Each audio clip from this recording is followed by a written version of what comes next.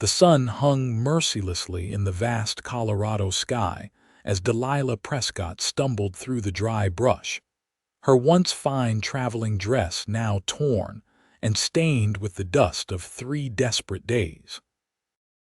The year was 1875, and the promise of a new life that had lured her west was fading with each labored step she took toward the distant creek bed, her last hope for water in this unforgiving landscape. Delilah's throat burned with thirst, her lips cracked and bleeding. The stagecoach robbery had left her stranded, her possessions stolen, the other passengers either dead or scattered. She'd been walking ever since, following what she hoped was the path to Silverton, where her sister lived.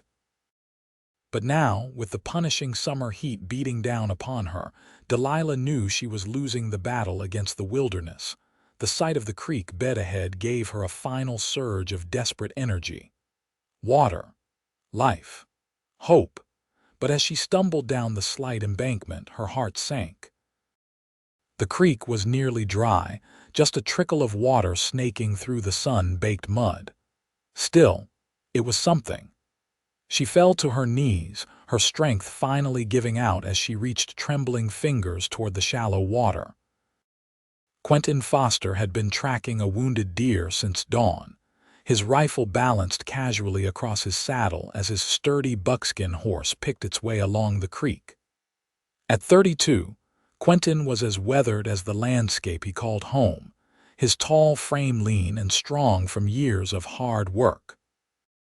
The ranch he'd built from nothing was 10 miles back, but hunting kept his skills sharp and meat on the table. When he spotted what looked like a bundle of fabric at the creek's edge, Quentin reined in his horse, squinting against the sun. It took him a moment to realize what he was seeing: a woman, collapsed by the water, her body unnaturally still. "Whoa there," he murmured to his horse, dismounting quickly and approaching with caution. The West had taught him that even the most innocent-looking situation could be a trap. But as he drew closer, his wariness gave way to concern. The woman lay face down, one arm stretched toward the water, her fingers just touching the surface. A hat with a torn ribbon lay nearby, and golden hair spilled across her shoulders, matted with dust and twigs. Quentin knelt beside her, gently turning her over. Her face was sunburned and dirt-streaked, but even in such a state, he could see she was beautiful. More importantly, she was alive barely. Her pulse fluttered weakly beneath his fingers, and her breathing came in shallow gasps. "Miss, can you hear me?" he asked, his voice rough from disuse. When she didn't respond, Quentin knew he had to act quickly. He dipped his bandana in the creek, wringing it out before carefully wiping her face. Then, supporting her head, he helped her drink from his canteen, trickling small amounts of water past her parched lips. The cool water brought Delilah back to consciousness. Her eyes fluttered open blue as the Colorado sky and focused with difficulty on the man leaning over her. "Easy now," Quentin said, his voice softening. "You're safe." Delilah tried to speak but could only manage a raspy whisper. "Water." "I've got you," Quentin assured her, helping her take another small sip. "What's your name, Miss Delilah?" she managed, her voice barely audible. "Delilah Prescott." "Miss Prescott, I'm Quentin Foster. I've got a ranch about 10 miles from here. I need to get you there so you can rest properly." He assessed her condition with a practiced eye. She was dehydrated, exhausted, and likely hadn't eaten in days. She needed shelter, food, and proper care, none of which could be provided here in the creek bed. "Can you stand?" he asked, though he could see the answer clearly enough. When she tried and failed to rise, Quentin made his decision. With careful movements, he slid one arm beneath her knees and the other around her shoulders, lifting her as gently as if she were made of porcelain.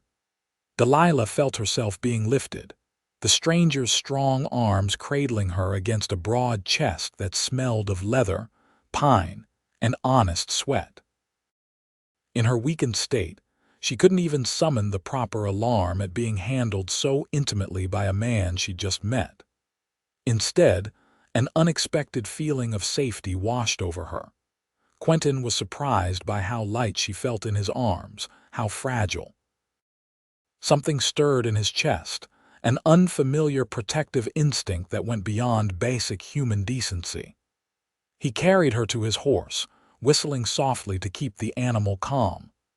"I'm going to put you up on Samson here, and then I'll climb up behind you," he explained, his voice steady and reassuring. "I'll keep you secure. It's a bit of a ride to my place, but we'll get you there safe."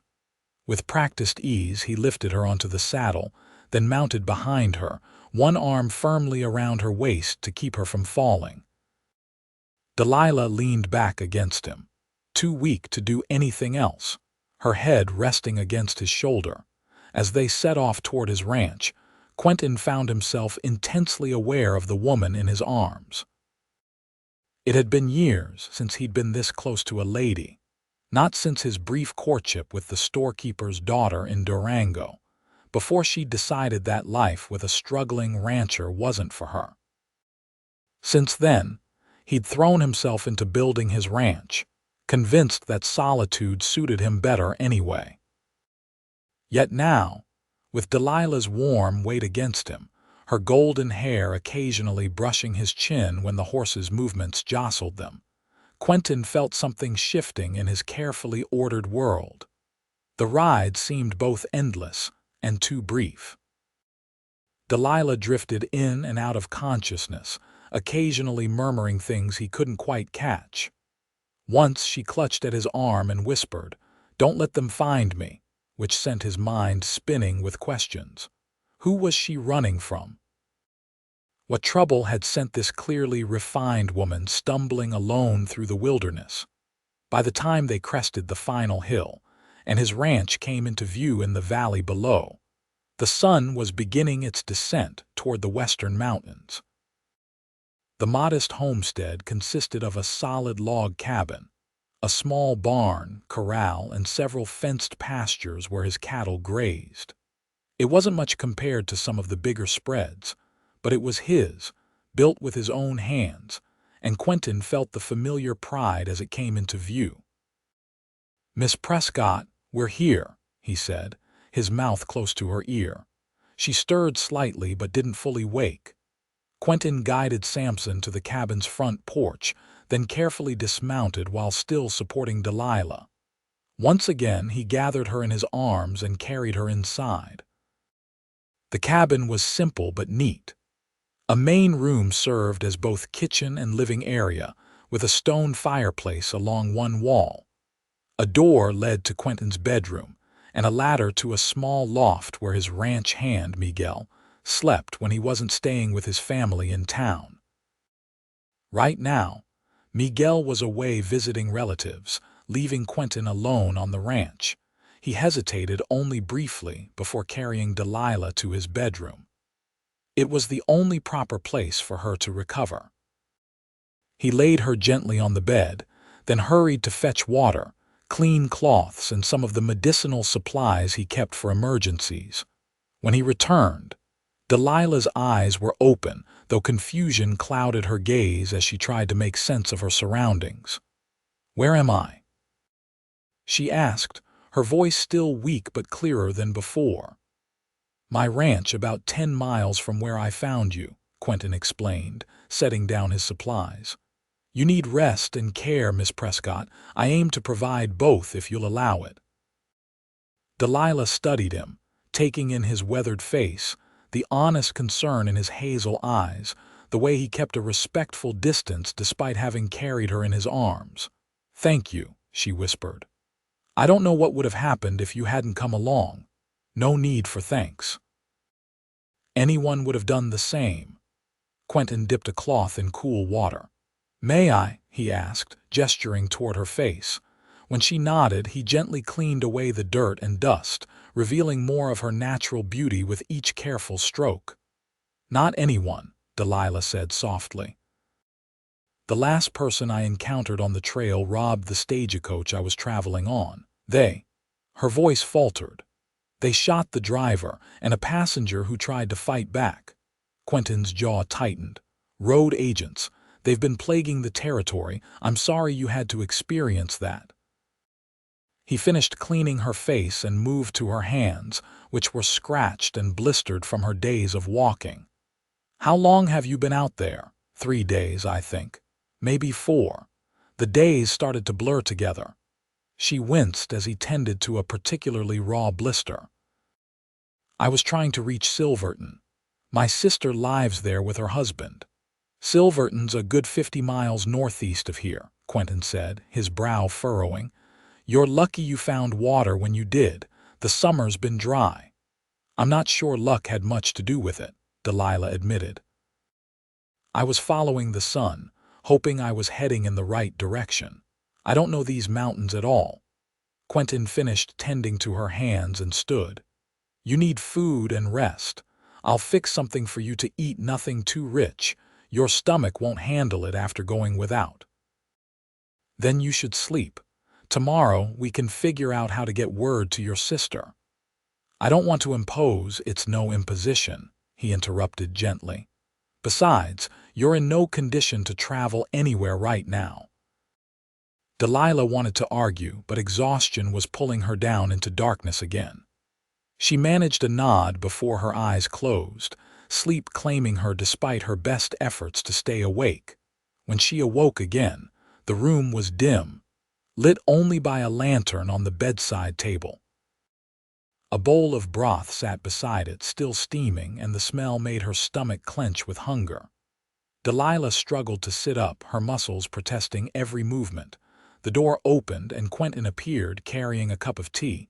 He looked momentarily surprised to see her awake. You're up. Good. He approached, setting the tea beside the broth. Think you can manage some food? Yes, please, Delilah said, suddenly aware of how disheveled she must look. She reached up to smooth her tangled hair, embarrassed. Quentin pretended not to notice her discomfort. The broth is simple, but it'll help get your strength back. And the tea has a bit of honey in it, good for your throat.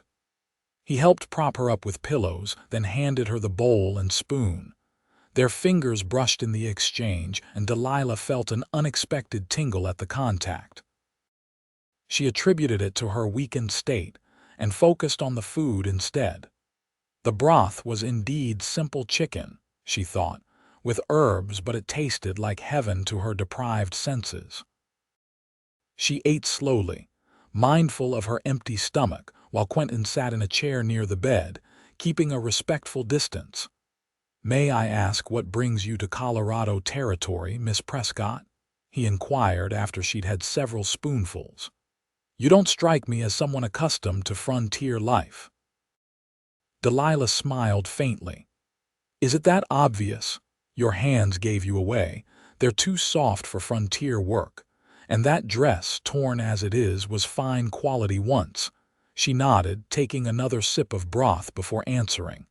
I came from Philadelphia. After my parents died last winter, there wasn't much left for me there. My sister Charlotte wrote that her husband's mining investments were doing well in Silverton, and they invited me to join them. She looked down at the bowl in her hands. I sold what I could, packed what mattered, and bought a stagecoach ticket west. I thought it would be a fresh start. And it still can be, Quentin said, his voice gentle but firm. Once you've recovered, I'll take you to Silverton myself. Make sure you get there safely. Delilah looked up, surprised by the offer. You do that. But your ranch, Miguel will be back in a few days. He can mind things while I'm gone. Quentin shrugged as if it were nothing, but Delilah sensed there was more to his offer than simple kindness. Why would you help a stranger this way? She asked, setting aside the now empty bowl. Quentin was quiet for a moment, considering his answer. Out here, we look after each other. It's how we survive. He met her gaze directly.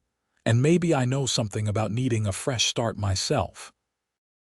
There was a story there Delilah could tell, but she didn't press.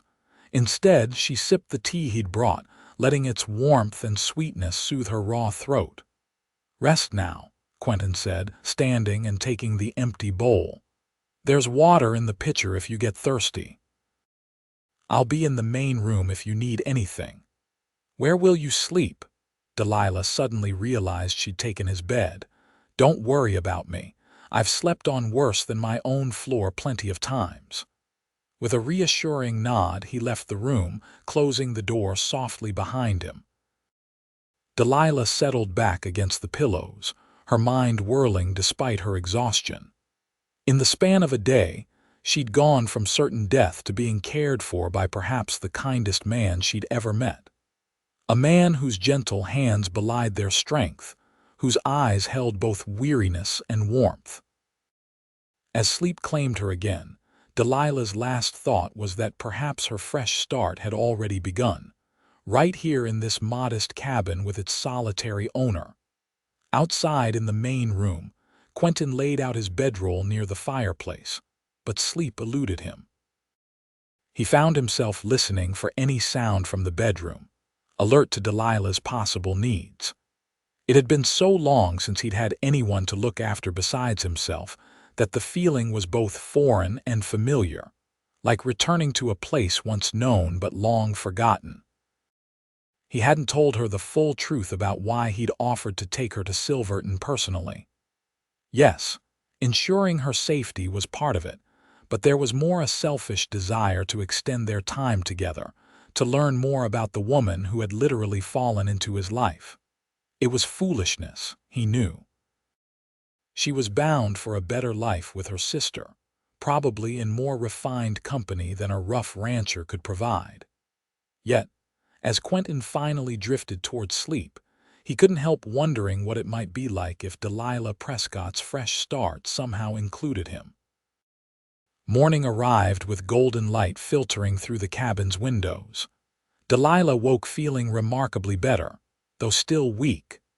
The smell of coffee and cooking food drifted from beyond the bedroom door, along with the sound of quiet movement. She sat up carefully, testing her strength.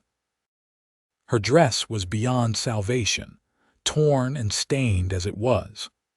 Looking around, she noticed a basin of fresh water on the dresser, along with a clean towel and, to her surprise, some folded clothing. Moving gingerly, Delilah made her way to the dresser and examined what Quentin had left for her. A man's shirt, much too large for her frame, and a pair of trousers that would never stay up without significant adjustment. Still, they were clean, and her own clothes were not. There was also a leather belt that she could use to cinch the waist of the trousers. After washing as best she could with the basin water, Delilah changed into the offered clothes. The shirt hung nearly to her knees, and she had to roll the trousers up several times, but with the belt, she managed to make them somewhat presentable. Her hair was another matter, entirely a tangled mess that resisted her attempts to smooth it with her fingers. Finally, taking a deep breath, she opened the bedroom door and stepped into the main room.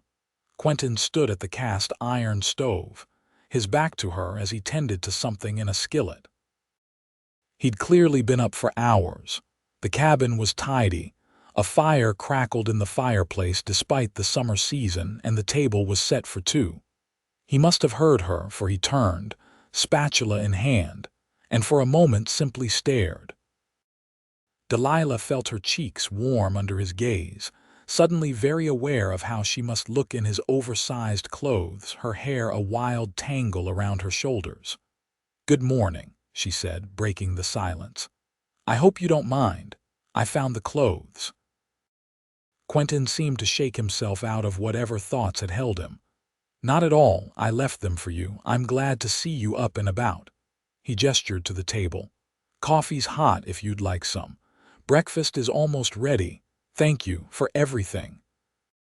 Delilah moved to the table, noticing how her legs still trembled slightly with weakness. "Is there anything I can do to help?" "Just sit and get your strength back," Quentin said, turning back to the stove. "You've been through an ordeal." Delilah poured herself coffee from the pot on the table, adding a touch of sugar from the bowl Quentin had set out. The first sip was glorious, rich, and strong. Nothing like the delicate tea she was accustomed to in Philadelphia, but perfect for this moment. Quentin brought over 2 plates of food, eggs, bacon, and biscuits that looked surprisingly light and fluffy for a bachelor's cooking. He set one in front of her before taking his own seat across the table. "This looks wonderful," Delilah said, genuinely impressed. "I didn't expect." "That a rancher could cook?" Quentin asked, a slight smile touching his lips. "Living alone, you either learn or you starve, and I never much cared for starving." Delilah laughed, the sound surprising her. It felt like years since she'd had reason to laugh. "A practical approach. And a fortunate one for me." They ate in companionable silence for a few minutes, Delilah savoring each bite. Her body craved the nourishment after days of near starvation, but she forced herself to eat slowly, knowing too much too quickly would make her ill. "I've been thinking," Quentin said eventually. "Silverton's a good 3-day ride from here. You'll need proper clothes and supplies before we set out." He took a sip of his coffee. "There's a trading post about half a day's ride. I thought we might go there today if you're feeling up to it and get what you need." "That's very thoughtful," Delilah said, "but I'm afraid I have no money. The road agents took everything." Quentin waved off her concern. "I've got credit at Jackson's, been trading with him for years." "I couldn't possibly." "You can and you will," he interrupted firmly. "Consider it a loan if your pride demands it. You can repay me once you're settled with your sister." Delilah studied him across the table, this man who seemed determined to help her with no apparent expectation of return. In Philadelphia, such generosity would have immediately raised suspicions about ulterior motives. But here, in this simple cabin with the vast Colorado wilderness just outside, Quentin's offer felt genuine in a way she couldn't quite explain. "Thank you," she said simply. "I will repay you, though." Quentin nodded, accepting her promise. "We'll leave in an hour or so, give you more time to rest. The ride isn't difficult, but it'll be your first time on a horse in days." "Actually," Delilah admitted, "it'll be my first time on a horse ever, at least on my own."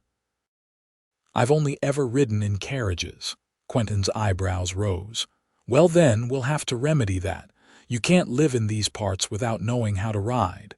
He finished his coffee. "Don't worry, Samson's gentle as they come, I'll help you." The promised hour passed quickly. Quentin gave Delilah a comb he found in a drawer, allowing her to finally tame her wild hair into a simple braid. He also found her a hat to protect her face from the sun, a spare of his that was too small for his head, but would serve her well enough. When it came time to leave, Quentin led her outside to where Samson was saddled and waiting, along with another horse, a dappled mare with a white blaze down her face. "This is Daisy," Quentin explained, patting the mare's neck. "She belongs to Miguel, but he won't mind you borrowing her. She's even more gentle than Samson." Delilah approached the horse cautiously, her city upbringing making her wary of the large animal. Daisy turned her head, regarding Delilah with liquid brown eyes that seemed surprisingly intelligent. "Hold your hand out, palm flat," Quentin instructed, demonstrating. "Let her get your scent." Delilah did as he showed, her heart racing as the mare's soft muzzle touched her palm. When Daisy nuzzled against her hand, Delilah couldn't help but smile. "She likes you," Quentin observed. "That's a good sign." He moved to stand beside Delilah. "Now to mount, you'll put your left foot in the stirrup, grab the saddle horn with your left hand and the back of the saddle with your right, and push yourself up and over." It sounded simple enough, but Delilah's first attempt was less than graceful. Her weakened state made it difficult to push herself up, and she wobbled precariously.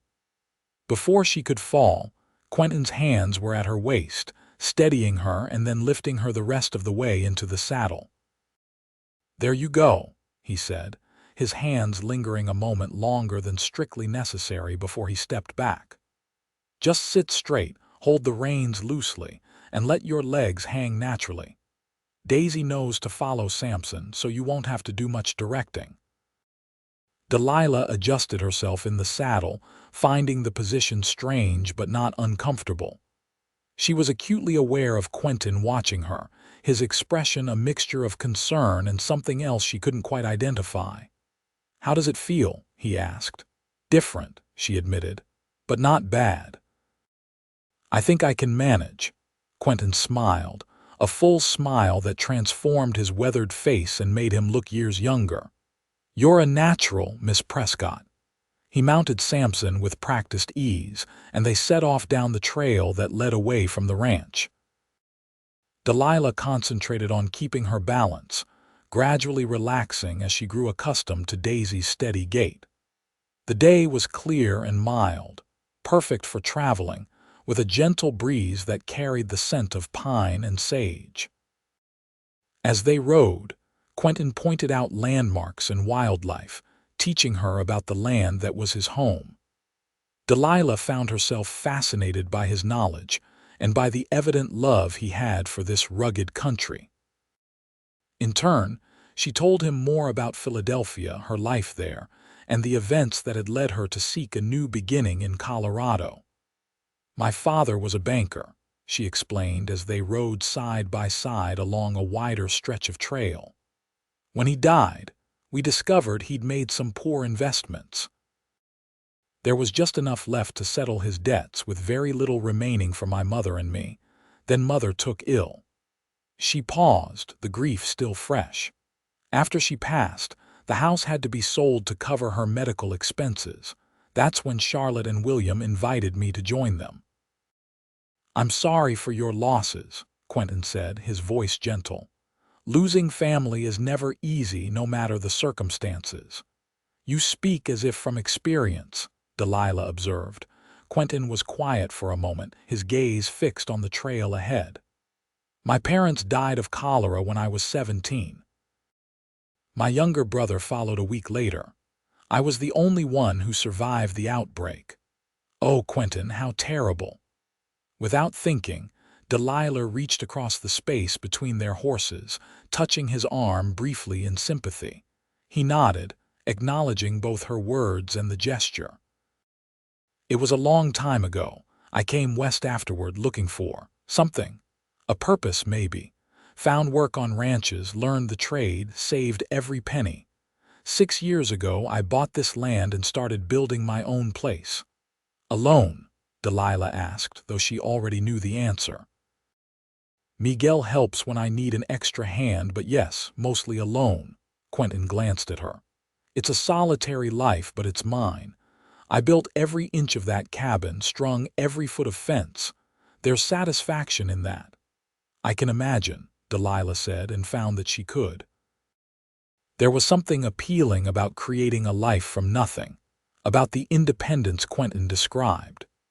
It was so different from the prescribed path she'd been expected to follow in Philadelphia: marriage to a suitable man, a home managed by servants, children raised by nannies. They rode in comfortable silence for a while, each lost in their own thoughts. The trail began to climb, winding through a stand of aspen trees whose leaves shimmered silver-green in the breeze. Delilah marveled at the beauty surrounding them, so different from the ordered parks and gardens of Philadelphia. "There's Jackson's," Quentin said as they crested a rise. Below them, nestled in a small valley, stood a collection of buildings. The largest was a substantial log structure with a wide porch, obviously the trading post. Nearby was what appeared to be a stable, a small cabin, and several storage sheds. As they approached, Delilah could see a man rocking in a chair on the porch, a pipe sending lazy curls of smoke into the air. He stood as they drew near, a broad smile spreading across his weathered face. "Quentin Foster, as I live and breathe," the man called out. "Didn't expect to see you for another month at least." "Change of plans, Amos," Quentin replied, dismounting and helping Delilah down from Daisy. Her legs felt wobbly after the long ride, and she was grateful for his steadying hand at her elbow. Amos Jackson looked to be in his 60s, with a full white beard and twinkling eyes that missed nothing. His gaze went from Quentin to Delilah and back again, curiosity evident. "Well now, who's this lovely lady?" he asked, removing his hat in a gesture of respect. "Delilah Prescott," Quentin introduced her. "Miss Prescott, this is Amos Jackson, proprietor of the finest trading post between Denver and Durango." "The only trading post, you mean?" Amos chuckled, extending a hand to Delilah. "Pleasure to meet you, Miss Prescott." "Likewise, Mr. Jackson," Delilah replied, shaking his hand. "Miss Prescott had some trouble on the road," Quentin explained. "Stagecoach robbery. She lost everything she was carrying and needs supplies before continuing to Silverton." Amos's expression darkened. "Those damned road agents again. Third robbery this month, from what I hear. The territorial marshal's been through looking for them, but no luck so far." He turned to Delilah, his manner gentler. "I'm mighty sorry for your troubles, miss. Come on inside and we'll get you fixed up proper." The interior of the trading post was a marvel to Delilah. Every available space was filled with goods. Shelves of canned foods, barrels of flour and sugar, tools hanging from the rafters, bolts of fabric stacked on tables, and glass cases displaying everything from pocket watches to patent medicines. "My wife Harriet handles the clothing and such," Amos explained, leading them toward the back of the store where a curtain separated a section of the room. "She'll be tickled to have another lady to talk to. Gets lonely for female company out here." As if summoned by his words, the curtain parted, and a woman appeared. Harriet Jackson was as round as her husband was lean, with rosy cheeks and kind eyes that immediately assessed Delilah's borrowed clothing with motherly concern. "Land sakes, Quentin Foster, what have you brought me?" she exclaimed, bustling forward. "This poor girl looks like she's been dressed out of your rag bag." Quentin had the grace to look sheepish. "They were the best I had, Harriet." Harriet tutted disapprovingly, taking Delilah's hands in hers. "Come with me, dear. Let's see what we can do about getting you some proper clothes." For the next hour, Delilah was ensconced in Harriet's domain, the woman's personal quarters behind the store, which contained not only the Jackson family's living space, but also Harriet's sewing room and a stock of ready-made women's clothing. Harriet chattered constantly as she helped Delilah try on dresses, skirts, and blouses, much of it her own handiwork. "It's not the latest Philadelphia fashion, mind you," Harriet apologized as she pinned a calico dress to better fit Delilah's slender frame. "But it'll serve you well out here." "It's lovely," Delilah assured her, running her fingers over the practical but pretty fabric. "And I'm grateful to have anything at all after what happened." Harriet's expression softened. "Quentin told Amos about the robbery, a terrible business, but you're lucky Quentin found you when he did." She worked silently for a moment, pins between her lips, before adding, "He's a good man, that one. The best, though he'd never admit it." "He's been very kind," Delilah agreed. Harriet gave her a knowing look. "Not just kind, I'd wager. Quentin Foster doesn't bring just anyone to my store, especially not a pretty young woman." She chuckled at Delilah's blush. "Don't mind me, dear. I've known that boy since he first came to these parts, all skinny and sad-eyed after losing his family. Watched him build that ranch of his from nothing but hard work and determination. Always thought what he needed was someone to share it with." Delilah didn't know how to respond to the woman's not-so-subtle hint. "I'm bound for Silverton, to my sister's home," she said finally. "Quentin has generously offered to see me safely there, that's all." "Hum," Harriet hummed, clearly unconvinced. "Well, we'll see what we'll see. Now let's get you some proper underthings." Can't have you traveling in men's drawers, can we?" By the time they emerged from the back room, Delilah was transformed. She wore a simple but well-fitted blue calico dress, sturdy leather boots, and a straw bonnet with a blue ribbon that Harriet insisted brought out her eyes. In addition, they carried packages containing 2 more dresses, undergarments, a nightgown, and various toiletries that Harriet deemed essential. Quentin was engaged in conversation with Amos at the counter, but fell silent mid-sentence when he saw Delilah. His expression made her cheeks warm again. There was admiration there, certainly, but something more, something that made her heart beat a little faster. "Well now," Amos said into the sudden silence, "don't you clean up nice, Miss Prescott?" "Thank you," Delilah replied, smiling. "Mrs. Jackson has been incredibly kind." "Nonsense," Harriet dismissed the praise with a wave. "Just doing what any decent person would do." She turned to Quentin. "I've put together some things she'll need for traveling. And she'll need a proper saddle if she's riding to Silverton. Can't have her using Miguel's all that way." "Already taken care of," Quentin said, gesturing to a lady's side saddle propped against the counter. "It's second-hand, but Amos assures me it's sound." "Belonged to the Wilkins girl before she moved back east," Amos confirmed. "Barely used." While Quentin settled accounts with Amos, Harriet pulled Delilah aside. "I've included a few extras," she said quietly, pressing a small package into Delilah's hands. "Some herbal tea for female complaints, a bit of rose water, and a ribbon or 2. Small comforts, but they matter on the trail." "You're very thoughtful," Delilah said, touched by the woman's kindness to a stranger. "One more thing," Harriet added, her voice dropping further. "There's a letter in there, addressed to Martha Simmons in Silverton. She runs the general store with her husband. When you get there, give it to her directly, not to anyone else. Can you do that for me?" Intrigued, Delilah nodded. "Of course. Is she a friend of yours?" "Something like that," Harriet said with a mysterious smile. "Let's just say we ladies have our own ways of communicating important matters out here." Before Delilah could ask more, Quentin approached, ready to load their purchases onto the horses. As they prepared to leave, both Jacksons insisted they stay for a meal, and soon they were all seated around the family's table, enjoying Harriet's venison stew and fresh baked bread.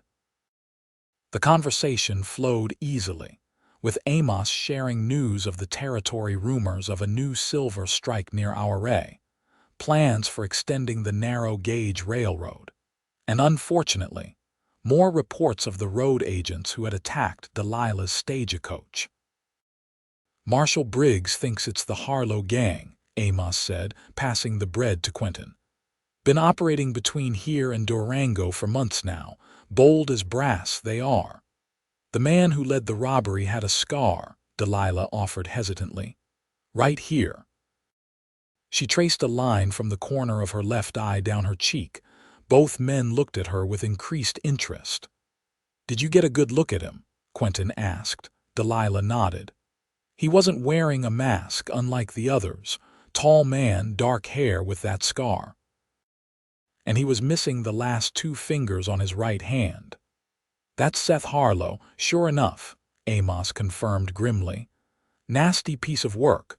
Lost those fingers in a knife fight in Leadville last year." "We should tell Marshal Briggs that Miss Prescott saw him," Quentin suggested. "Her testimony could help bring him to justice." The thought of confronting the outlaw again made Delilah's stomach clench with fear, but she nodded resolutely. "I'll do whatever I can to help. He killed 2 people that I saw, possibly more."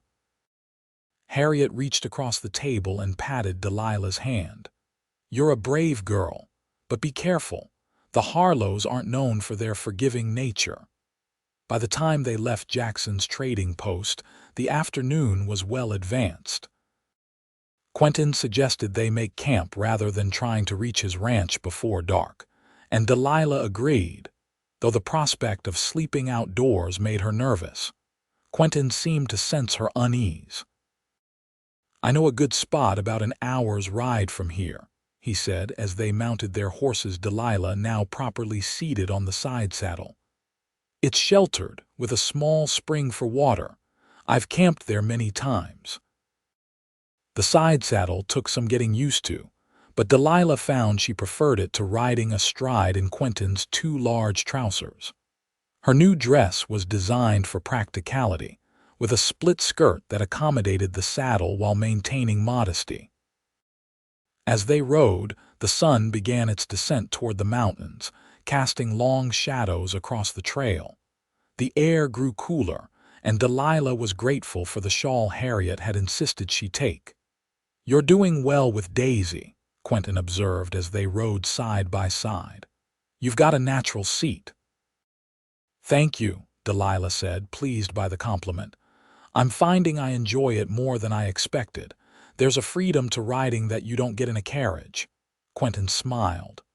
"That's exactly it. Freedom. It's what I love about this country, the space to breathe, to move, to be your own person." "Is that why you came west? For freedom?" He considered the question, his expression thoughtful. "Partly. After my family died, there wasn't much holding me in Missouri, and I'd always had these notions about the West, from dime novels and such. The reality was harder than the stories made it seem, but also better in ways I hadn't expected." "How so?" Delilah asked, genuinely interested.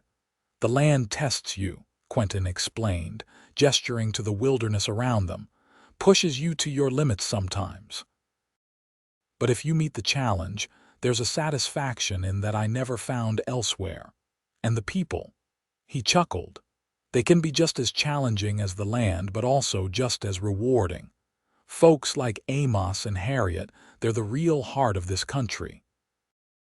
Delilah thought about his words as they continued riding. The West was indeed testing her, but perhaps that wasn't entirely a bad thing. In Philadelphia, she had been sheltered, protected, and ultimately left vulnerable when that protection was stripped away. Here, despite the dangers, there was a directness to life that had its own appeal. True to his word, Quentin led them to a perfect campsite as the sun was setting, a small clearing near a spring-fed pool, sheltered by pines and with plenty of deadfall for firewood. He helped Delilah dismount, his hands strong and sure at her waist, lingering perhaps a moment longer than necessary. "Why don't you rest while I set up camp?" he suggested, noticing her fatigue. "You're still recovering your strength." Delilah wanted to protest that she could help, but the truth was, she had no idea how to make camp in the wilderness. "I could gather some firewood, at least," she offered. Quentin hesitated, then nodded. "Just stay within sight of the clearing. And don't pick up anything without checking for snakes first." While Quentin unsaddled the horses and set up a simple camp, Delilah gathered smaller pieces of wood from the forest floor. It was peaceful work, and she found herself enjoying the sounds of the forest in the evening birdsong, the rustle of small animals in the underbrush, the whisper of wind through the pines. By the time she returned to the clearing with her third armload of wood, Quentin had a fire started and was arranging stones in a circle around it. He looked up as she approached, and something in his expression made her pause. "What is it?" she asked, suddenly self-conscious. Quentin shook his head slightly as if clearing a thought. "Nothing, just, you look at home out here. Not everyone does." It was a simple observation, but it pleased her in a way she couldn't quite explain. "I'm finding that I like it more than I expected," she admitted, setting down the wood. "Though I'm sure I seem hopelessly inept to you." "Not at all," he disagreed, adding some of her gathered sticks to the fire. "You're adapting well.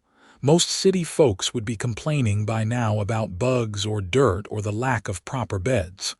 Delilah laughed. "Oh, I didn't say I wouldn't prefer a proper bed, but this." She gestured to the clearing, the fire, the star-filled sky just beginning to show above the trees. This has its own charm. Quentin smiled, and in the firelight, his usually serious face looked younger, more open. That it does.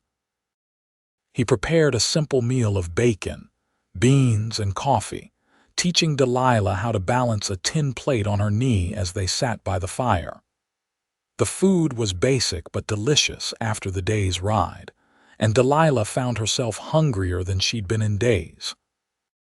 As they ate, they talked more about Delilah's life in Philadelphia, Quentin's dreams for his ranch, books they'd both read. She was surprised to learn he was an avid reader, with a small but cherished collection of volumes, and their shared love of music, though neither had much talent for it. "My mother insisted I learn piano," Delilah told him, "but I never progressed beyond the simplest pieces. My teacher called me hopeless." "Still better than me," Quentin chuckled. "I tried to learn the harmonica once. My brother threatened to throw it in the creek if I didn't stop murdering every tune I attempted." Their laughter mingled in the night air, and Delilah was struck by how comfortable she felt with this man she'd known for barely 2 days. There was an ease between them that she'd rarely experienced with anyone, let alone a man.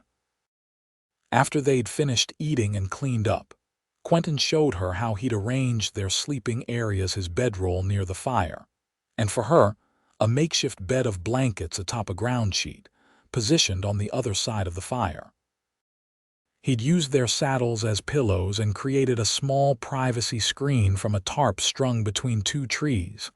"It's not much," he apologized, "but it'll keep the dew off at least."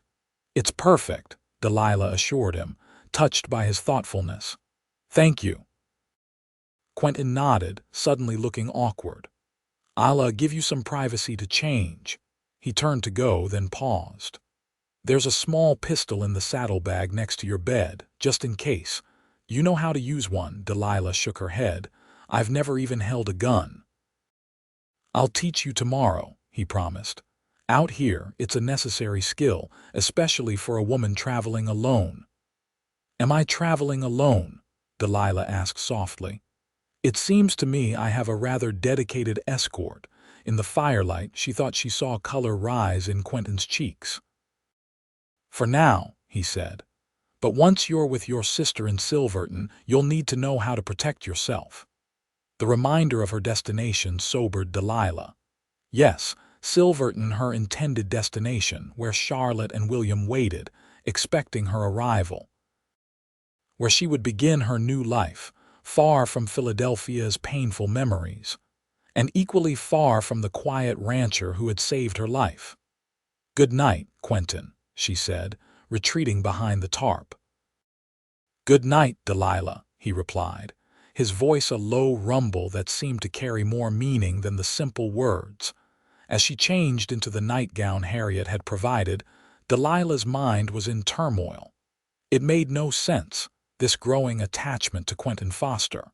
She barely knew him. Her future was planned, decided. Yet as she lay on her makeshift bed, listening to the crackling fire and Quentin's steady breathing from the other side, Delilah found herself wondering about other possibilities, other paths her life might take. Sleep came eventually, but her dreams were filled with images of a log cabin, a herd of cattle, and a man with hazel eyes who looked at her as if she were something precious found unexpectedly in the wilderness. Morning arrived with a chorus of birdsong and the scent of coffee brewing. Delilah woke slowly, momentarily confused by the canvas above her and the hard ground beneath her blankets. Then memory returned: the campsite, Quentin, their journey to Silverton. She rose, quickly changing into one of her new dresses behind the privacy screen.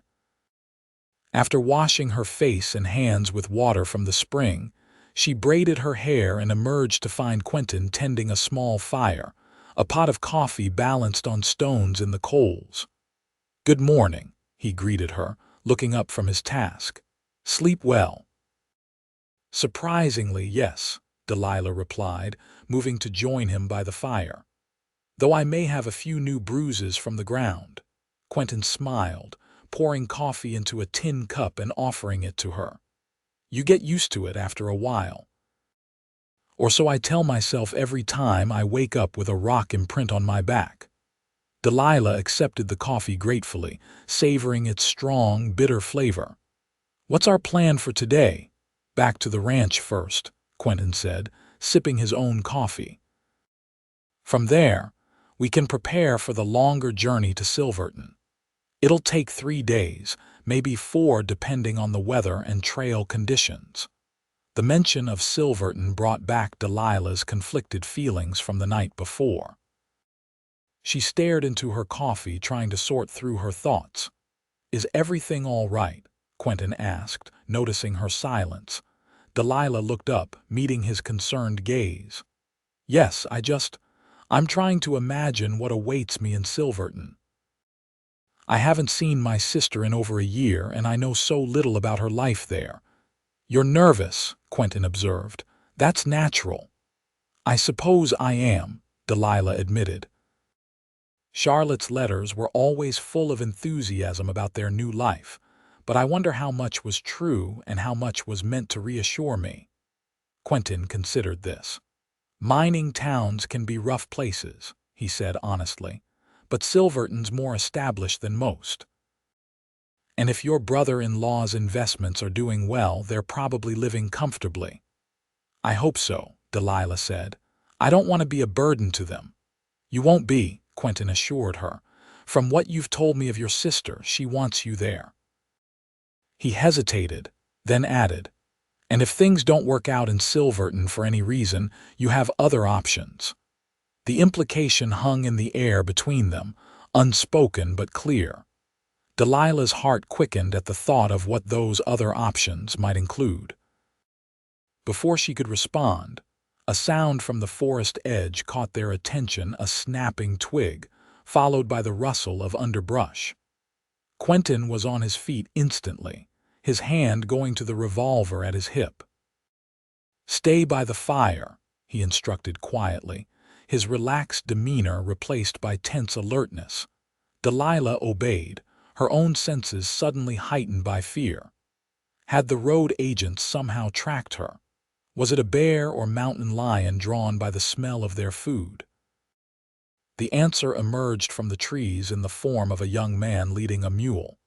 He was perhaps 20, with sandy hair and a face tanned by outdoor living. When he spotted them, he raised a hand in greeting. "Hello, the camp," he called. "Don't shoot, I'm just passing through." Quentin relaxed slightly, though his hand remained near his weapon. "Morning," he replied. "You're welcome to approach." The young man led his mule into the clearing. Up close, Delilah could see he was trail-worn but not threatening, with an open, friendly face and clothes that had seen better days. "Name's Daniel Cooper," he introduced himself. "I'm headed to Durango looking for work. Smelled your coffee and thought I'd see if there was a chance of company for breakfast. Been on my own a while now." Quentin studied him for a moment, then nodded. "Quentin Foster, this is Miss Delilah Prescott. We've got coffee to spare and some bacon left if you're hungry." Daniel's face lit up.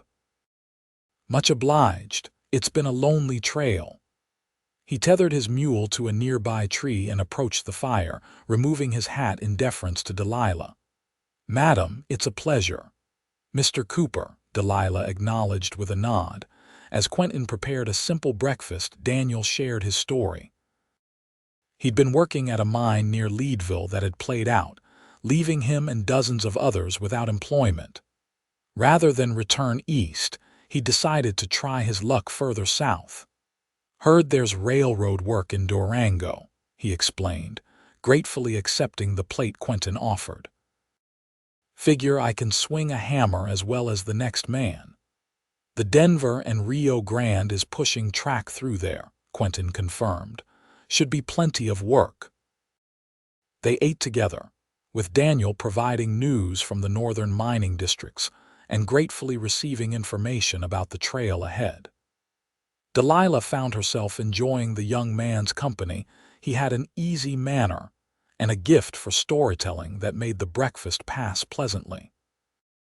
When it was time to break camp, Daniel helped pack up, working alongside Quentin with the efficiency of a man accustomed to trail life.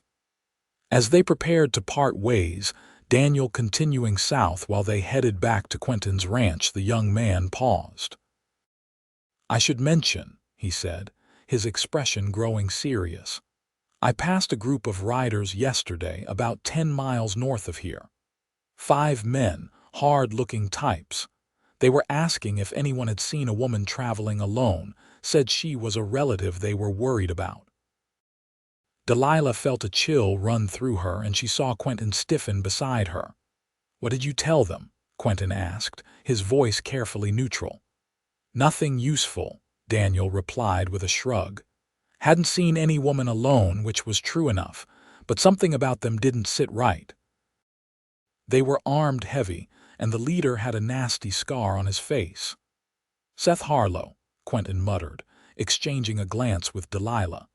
"Did they say which way they were heading?" Daniel shook his head. "No, but they were on the main trail toward Jackson's when I last saw them."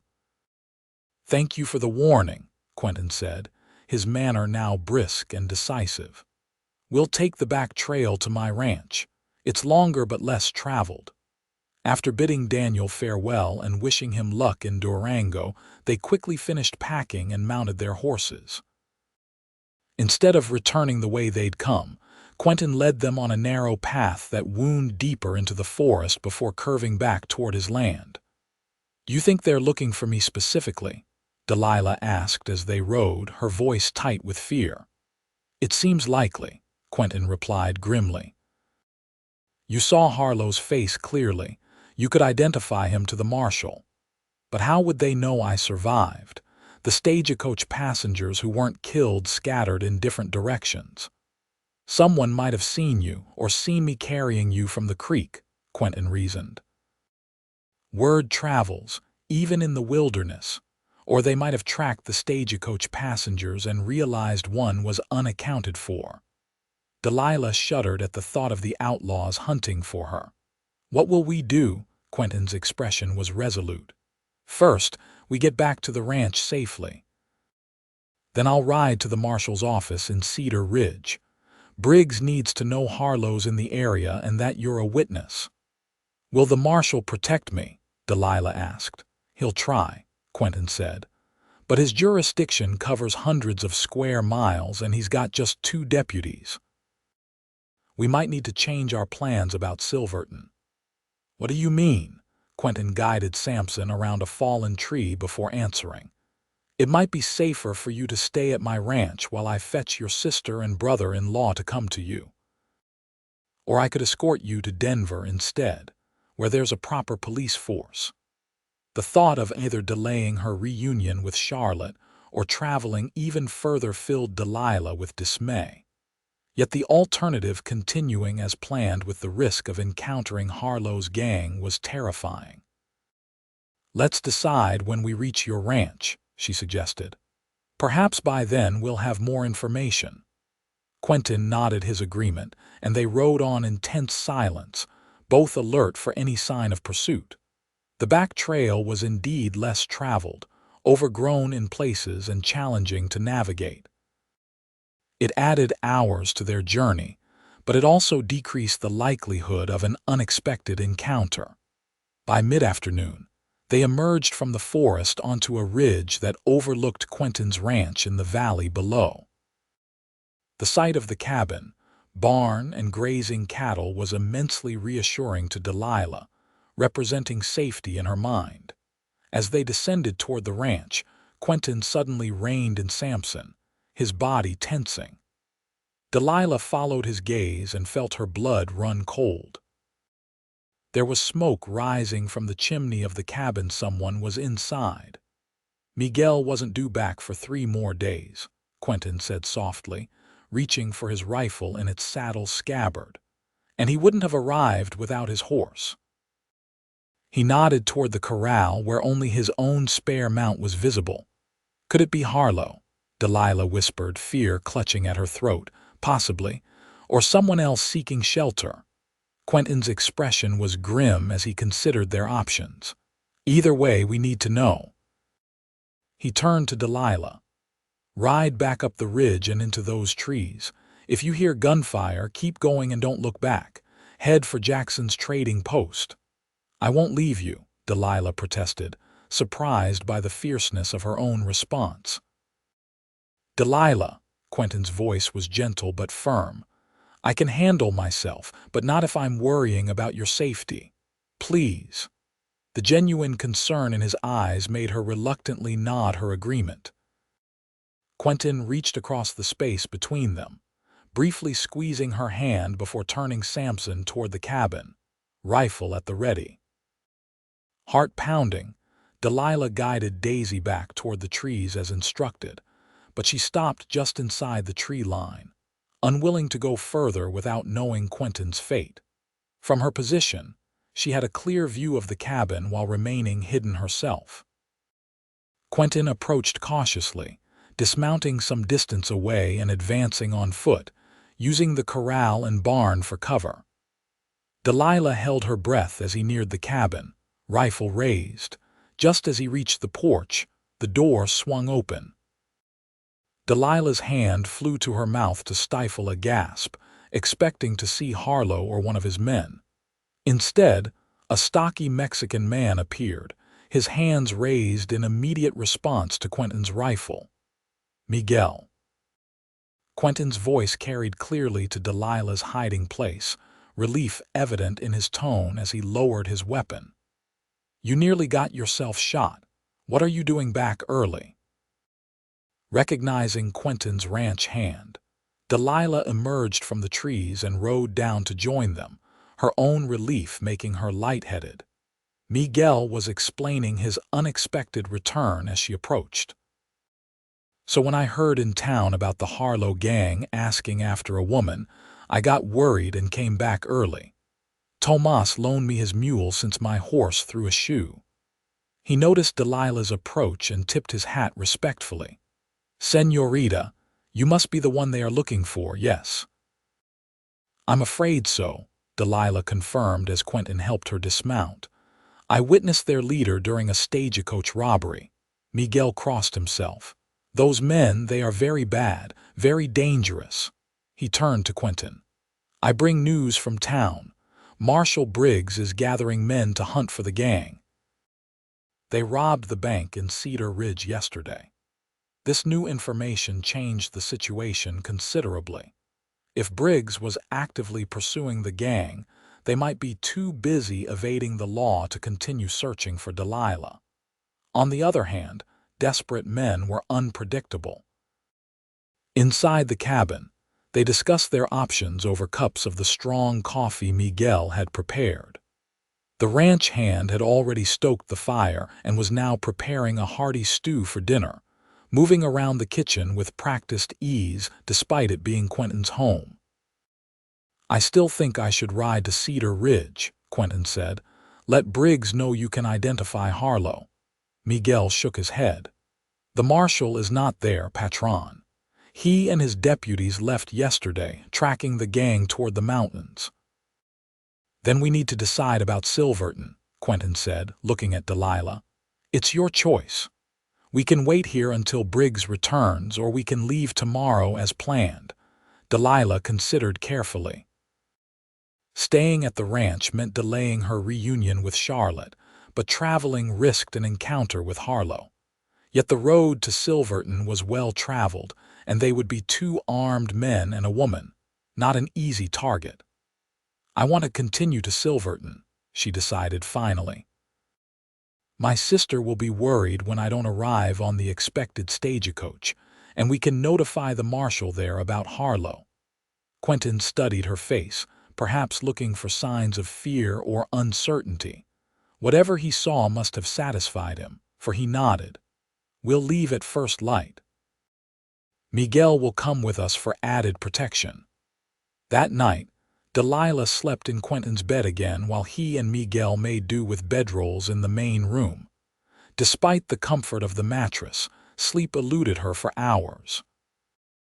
Every creak of the cabin's timbers, every call of a night bird outside, sent her heart racing with fear that Harlow had found them. But beyond the fear lay another emotion, one that had been growing steadily since Quentin had lifted her from the creek bed. An attachment to this man who had saved her life and continued to protect her. In the darkness of the bedroom, Delilah finally admitted to herself what she'd been avoiding. She was falling in love with Quentin Foster. The realization was both thrilling and terrifying. They'd known each other for just 3 days. Her future was planned in Silverton. And yet, the thought of saying goodbye to him once they reached her sister's home filled her with a sense of loss so profound it took her breath away.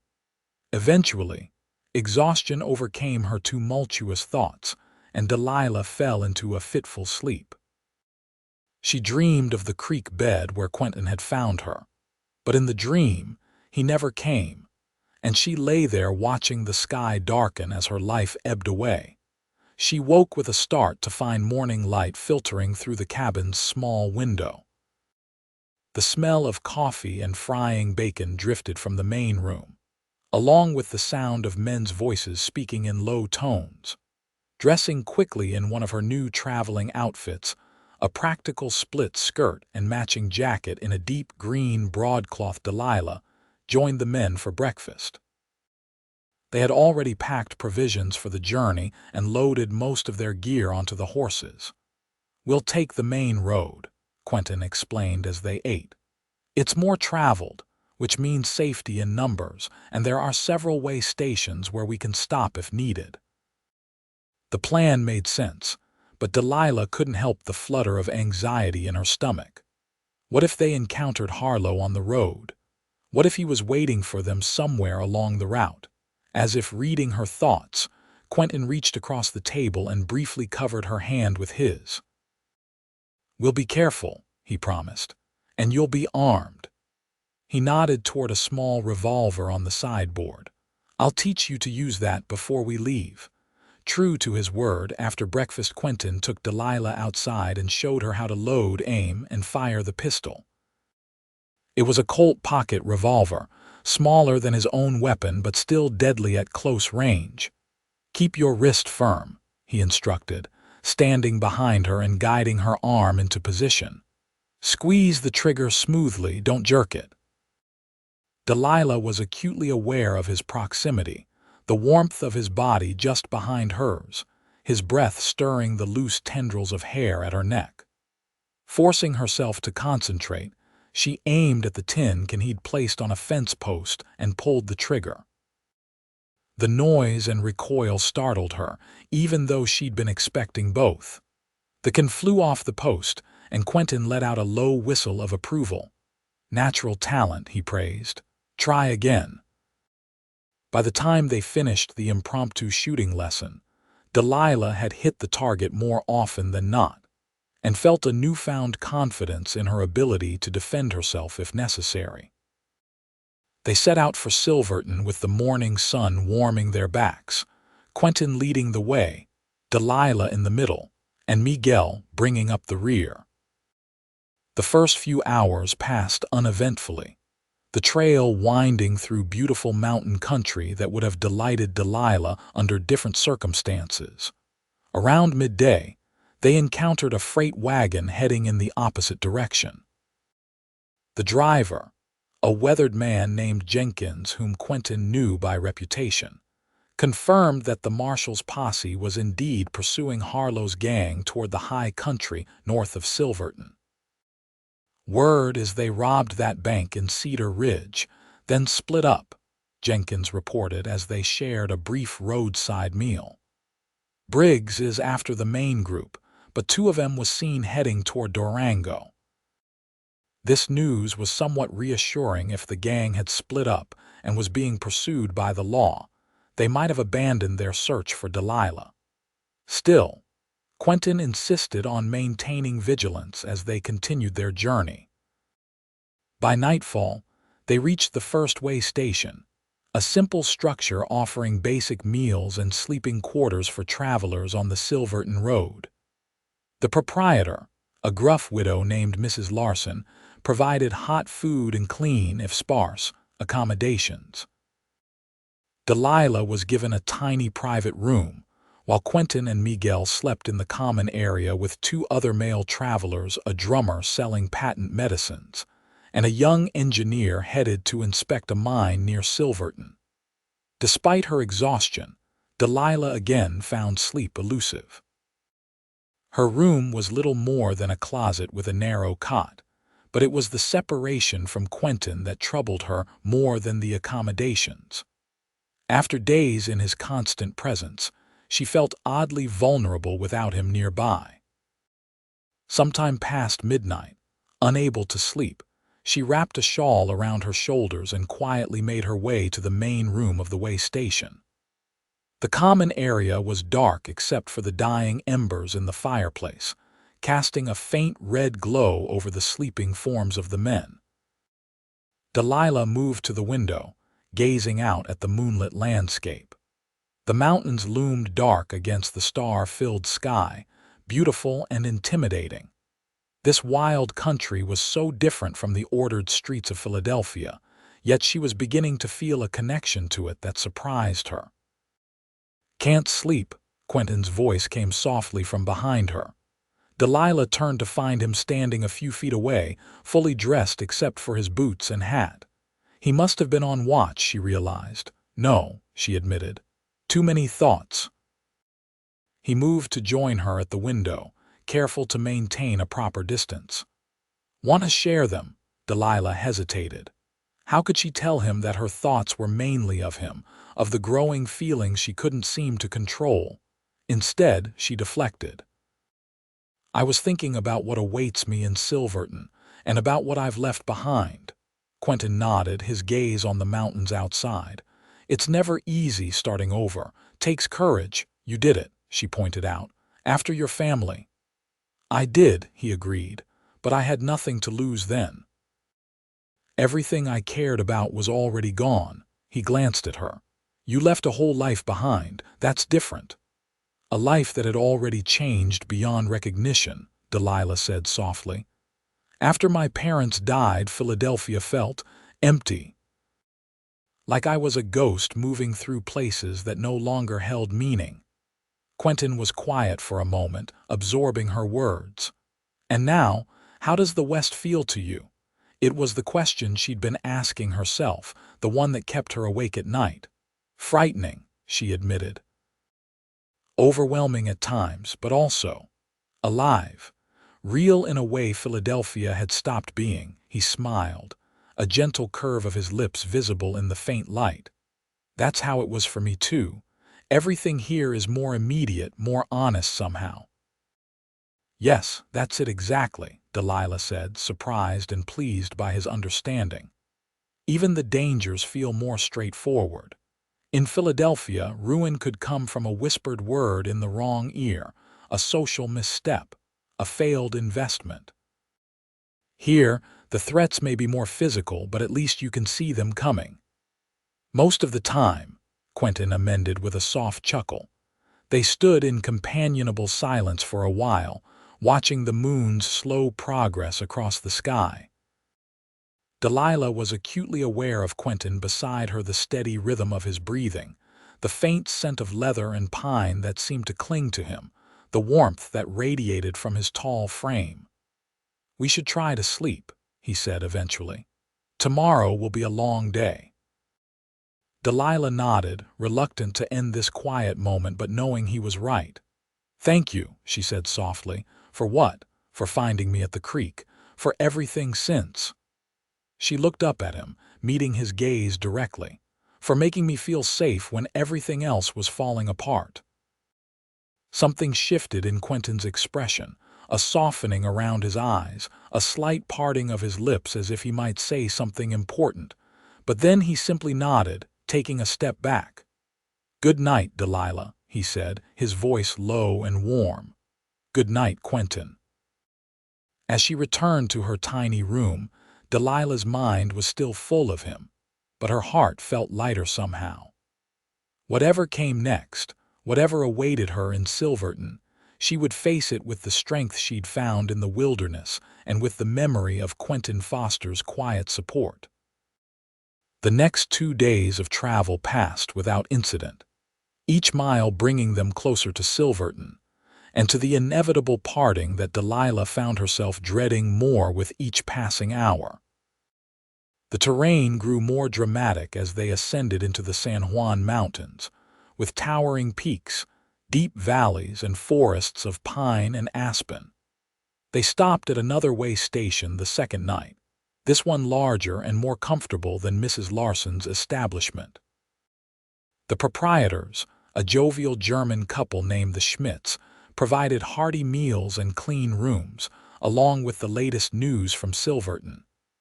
"The silver mines are producing well," Herr Schmidt informed them over dinner. "Your brother-in-law, he is in the mining business, yes. He has chosen a good time to be in Silverton." This confirmation of William's success was reassuring to Delilah. At least she wouldn't be joining a household struggling financially. Yet as she prepared for bed that night, she found herself wondering about the life that awaited her. Would she find purpose in Silverton? Would she be happy there? And always, underlying these questions, was the thought of Quentin, his ranch, his solitary life, and the way he looked at her when he thought she wouldn't notice. On the morning of the 4th day, they crested a ridge and Silverton came into view in the valley below. The town was larger than Delilah had expected, with several streets of substantial buildings, including what appeared to be a hotel, various businesses, and many private homes. Beyond the town, she could see the structures of several mines dotting the mountainsides. "There it is," Quentin said, reining in Samson to allow her to take in the view. "Your destination." Something in his tone made Delilah glance at him sharply. There was a resignation in his voice, a careful neutrality that hadn't been there before. He was already distancing himself, she realized, preparing for their parting. "Yes," she said, unable to muster much enthusiasm. "We should find my sister's home." They rode into town shortly before noon, attracting curious glances from the townspeople. Silverton was clearly a prosperous mining community, with well-dressed men and women going about their business on the wooden sidewalks that lined the main street. Quentin stopped at the marshal's office first, introducing Delilah to Marshal Thomas, a competent-looking man in his 40s. After hearing Delilah's account of the stagecoach robbery and her ability to identify Seth Harlow, the marshal promised to pass the information to Briggs when the territorial lawman returned to the area. In the meantime, Thomas assured them, Harlow won't show his face in Silverton. "This town's too settled, too much law for his liking. You'll be safe here, Miss Prescott." Their next stop was the general store, where Delilah planned to deliver Harriet Jackson's letter to Martha Simmons. The store was well stocked and busy, with customers examining goods ranging from tools to fabrics to preserved foods. Behind the counter stood a handsome woman in her 30s, her dark hair streaked with premature gray but her eyes bright and intelligent.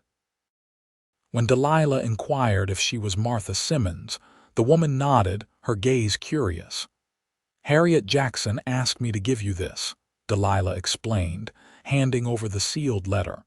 "She said to deliver it directly to you." Martha's eyes widened slightly as she took the letter. "Thank you," she said, tucking it into her apron pocket without opening it. "Harriet is a dear friend. How is she?"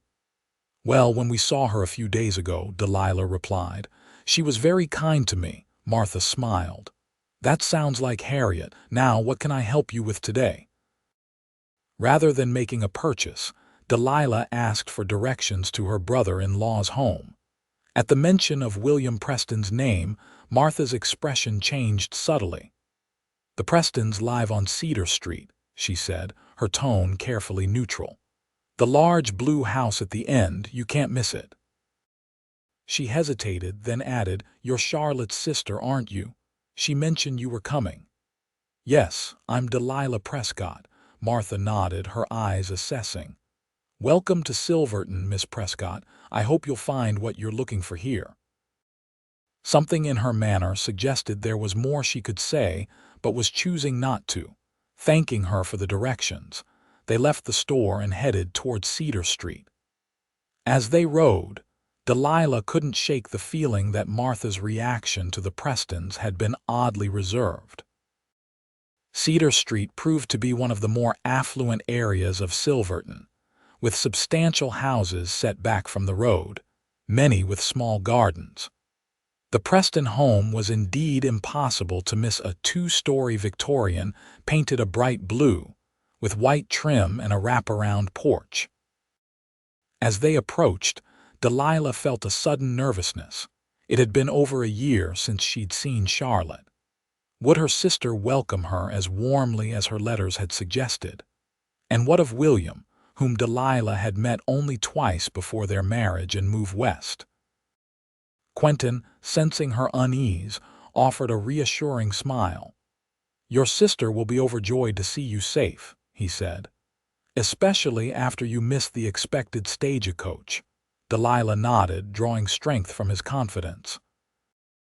They dismounted in front of the house, and Quentin helped her down from Daisy, his hands lingering briefly at her waist. Before they could approach the door, it flew open, and a woman rushed out, Charlotte, her blonde hair a shade darker than Delilah's, her face alight with surprise and joy. "Delilah! Oh my God, Delilah!" she cried, hurrying down the steps and embracing her sister fiercely. "We've been so worried. The stagecoach company said there was a robbery and no one knew what had happened to the passengers, and I feared the worst." Delilah returned the embrace, tears springing to her eyes at this reunion with her only remaining family. "I'm all right, Charlotte, thanks to Mr. Foster here." Charlotte stepped back, noticing Quentin and Miguel for the first time. "You saved my sister?" she asked, her eyes wide with gratitude. "Found her at a creek bed, madam," Quentin said, removing his hat respectfully. "She'd had a rough few days after the robbery." "Then we owe you a tremendous debt," Charlotte declared. "Please, all of you, come inside. You must be exhausted from your journey." The interior of the Preston home was as impressive as its exterior, furnished with expensive pieces that must have been shipped at great cost from the East, with thick carpets, crystal chandeliers, and artwork on the walls. It spoke of significant wealth, confirming William's mining success. A maid took their hats and Delilah's shawl, while Charlotte led them to a formal parlor where tea was quickly served. William, she explained, was at his office in town but would return for dinner. "Now," Charlotte said once they were settled with tea and small cakes, "you must tell me everything. The robbery, how Mr. Foster found you, all of it." Delilah recounted her ordeal, from the stagecoach attack to her days wandering lost, to Quentin finding her near death at the creek bed. She described their journey to his ranch, the visit to Jackson's trading post, and the subsequent trip to Silverton, though she omitted the threat from Harlow, not wanting to worry her sister unnecessarily. Throughout the telling, Quentin remained mostly silent, allowing Delilah to share her story in her own way. But she was intensely aware of him watching her, his expression thoughtful. When the tale was complete, Charlotte was nearly in tears. "My poor dear," she said, reaching across to squeeze Delilah's hand. "What a terrible experience, but thank God for Mr. Foster." She turned to Quentin with genuine gratitude. "How can we ever repay you?" "There's no debt, Mrs. Preston," Quentin assured her. "Anyone would have done the same." "I doubt that very much," Charlotte replied. "And please call me Charlotte. Any man who saved my sister's life is certainly on a first-name basis with me." She rose gracefully. "Now you must all stay for dinner. I insist. William will want to thank you personally, Mr. Foster." Miguel politely declined, explaining that he needed to find lodging for the night before their return journey tomorrow. Charlotte directed him to a respectable boarding house near the livery stable, and after a courteous farewell to Delilah, he departed with the horses. Left alone with Charlotte and Quentin, Delilah felt a strange tension in the air. Her sister was studying them both with an assessing gaze that reminded Delilah uncomfortably of their mother's matchmaking expression. "Mr. Foster," Charlotte said after a moment, "I've had a guest room prepared for you. I won't hear of you staying elsewhere tonight." "That's very generous, but I wouldn't want to impose," Quentin began. "Nonsense," Charlotte dismissed his protest with a wave. "It's the least we can do. Besides, I'm sure Delilah would feel better knowing you're nearby after all you've been through together." Delilah felt her cheeks warm at her sister's perceptiveness. "It would ease my mind," she admitted softly. Quentin's gaze met hers briefly, and something passed between them, an acknowledgment, perhaps, of the bond that had formed during their journey. "Then I accept your hospitality with gratitude," he said to Charlotte. The remainder of the afternoon passed in a flurry of activity. Charlotte showed Delilah to her room, a beautifully appointed chamber with a 4-poster bed, dressing table, and private bathroom with running water, a luxury Delilah hadn't expected in a frontier town. Fresh clothing was provided from Charlotte's wardrobe until Delilah's own things could be purchased, and a hot bath was drawn by the maid. Soaking in the copper tub, Delilah tried to reconcile the opulence around her with the simplicity of Quentin's ranch, which now seemed a world away. Charlotte had clearly prospered in Silverton, living in a style that matched or exceeded their parents' home in Philadelphia. It was the life Delilah had been raised to expect, yet now it felt somehow foreign. After her bath, dressed in one of Charlotte's gowns that had been hastily altered to fit her slightly taller frame, Delilah joined her sister in the parlor. Charlotte was alone, Quentin having been shown to his own room to rest and refresh himself before dinner. "He's in love with you," Charlotte said without preamble as soon as Delilah was seated. Delilah nearly choked on the tea she'd just sipped. "What? Who?" "Don't play coy, Deli," Charlotte chided, using her childhood nickname for her sister. "Mr. Foster. The way he looks at you when you're not watching. I've rarely seen a man so clearly smitten." Delilah set down her cup carefully. "We've known each other less than a week, Charlotte. That's hardly time for such feelings to develop." "Time has little to do with it," Charlotte replied with the certainty of an older sister. "Some connections form instantly. I knew within an hour of meeting William that he was the man I would marry." "That was different," Delilah protested. "You met at a proper social event, were introduced by mutual friends." Charlotte laughed softly. "And you think that matters more than a man risking his life to save yours, more than days spent together on the trail, depending on each other?" She shook her head. "You always were the romantic one, Deli, despite pretending to be practical. I'd have thought you'd recognize love when it was staring you in the face." Delilah looked away, unable to meet her sister's knowing gaze. "Even if what you say is true, and I'm not saying it, is what would be the point? My place is here, with you and William, as we've planned for months." "Is it?" Charlotte asked quietly. "Because I see the way you look at him too when you think no one notices." Before Delilah could respond, the front door opened, and a man's voice called out, "Charlotte, are you home, darling?" "In the parlor, William," Charlotte replied, rising to greet her husband. William Preston entered the room with the confidence of a successful man, tall, handsome in a conventional way, impeccably dressed in a tailored suit that would not have looked out of place in Philadelphia's finest establishments. His smile was warm as he embraced his wife, but Delilah didn't miss the calculating assessment in his eyes as he turned to her. "Delilah, what a wonderful surprise," he exclaimed, crossing to take her hands and kiss her cheek. "We've been so worried. When did you arrive?" "Just a few hours ago," Delilah replied, returning his greeting with the politeness ingrained by her upbringing. "I'm sorry for the concern I caused." "Nonsense. The important thing is that you're here now, safe and sound."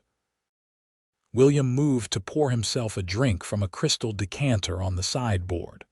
"Charlotte tells me we have a Mr. Foster to thank for your safe arrival." "Yes, Quentin found me after the stagecoach robbery," Delilah confirmed. "I wouldn't have survived without his help."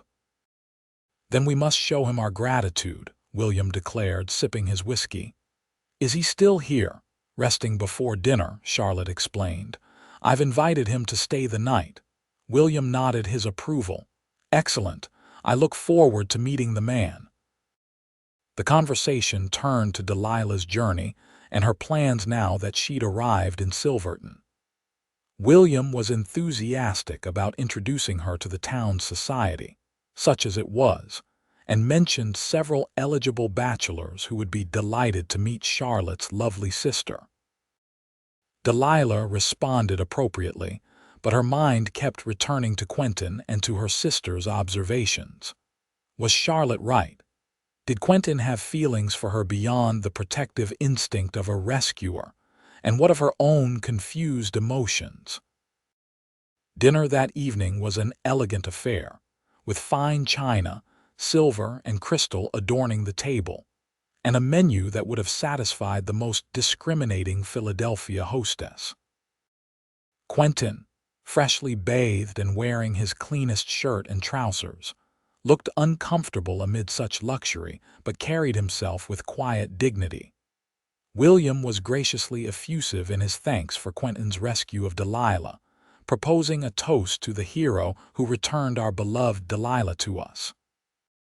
But as the meal progressed, Delilah noticed a subtle shift in her brother-in-law's manner. His questions about Quentin's ranch became increasingly pointed, focusing on its size, value, and profitability in ways that bordered on rude. "And you manage this operation alone, Mr. Foster?" William asked, swirling the wine in his glass. "Just one hired hand, you said. Miguel helps when needed," Quentin replied evenly. "It's not a large spread, but it's enough for me." "Admirable," William said with a smile that didn't reach his eyes. "Self-sufficiency is a virtue, though of course there's much to be said for ambition as well. I started with a single investment in a small silver claim 5 years ago. Now, I own controlling interest in 3 of the most productive mines in the San Juans." "Different men want different things from life," Quentin observed mildly. William's smile tightened. "Indeed they do. Some are content with adequacy, others strive for excellence." "William," Charlotte interjected, clearly sensing the growing tension, "perhaps Mr. Foster would enjoy seeing your collection of mining artifacts after dinner." The conversation shifted to safer topics, but Delilah was left with the distinct impression that William disapproved of Quentin, or more specifically, of Quentin's modest circumstances compared to his own wealth. After dinner, the men retired to William's study for brandy, while Charlotte took Delilah on a tour of the rest of the house. It was even more impressive than Delilah had initially realized, with 6 bedrooms, a library, a music room with a grand piano, and a conservatory filled with exotic plants. "William has done very well," Delilah observed as they returned to the parlor. "Yes, he has," Charlotte agreed, though something in her tone gave Delilah pause. "Are you happy here, Charlotte?" she asked softly. Her sister's smile seemed to falter slightly before recovering. "Of course I am. Why wouldn't I be? I have everything I could possibly want." Before Delilah could pursue the question, the men rejoined them, and the evening continued with polite conversation about Silverton society, the upcoming summer social events, and plans for Delilah's integration into the community. Throughout it all, Delilah was acutely aware of Quentin's increasing quietness. He responded when addressed directly but otherwise remained a silent observer, his expression unreadable.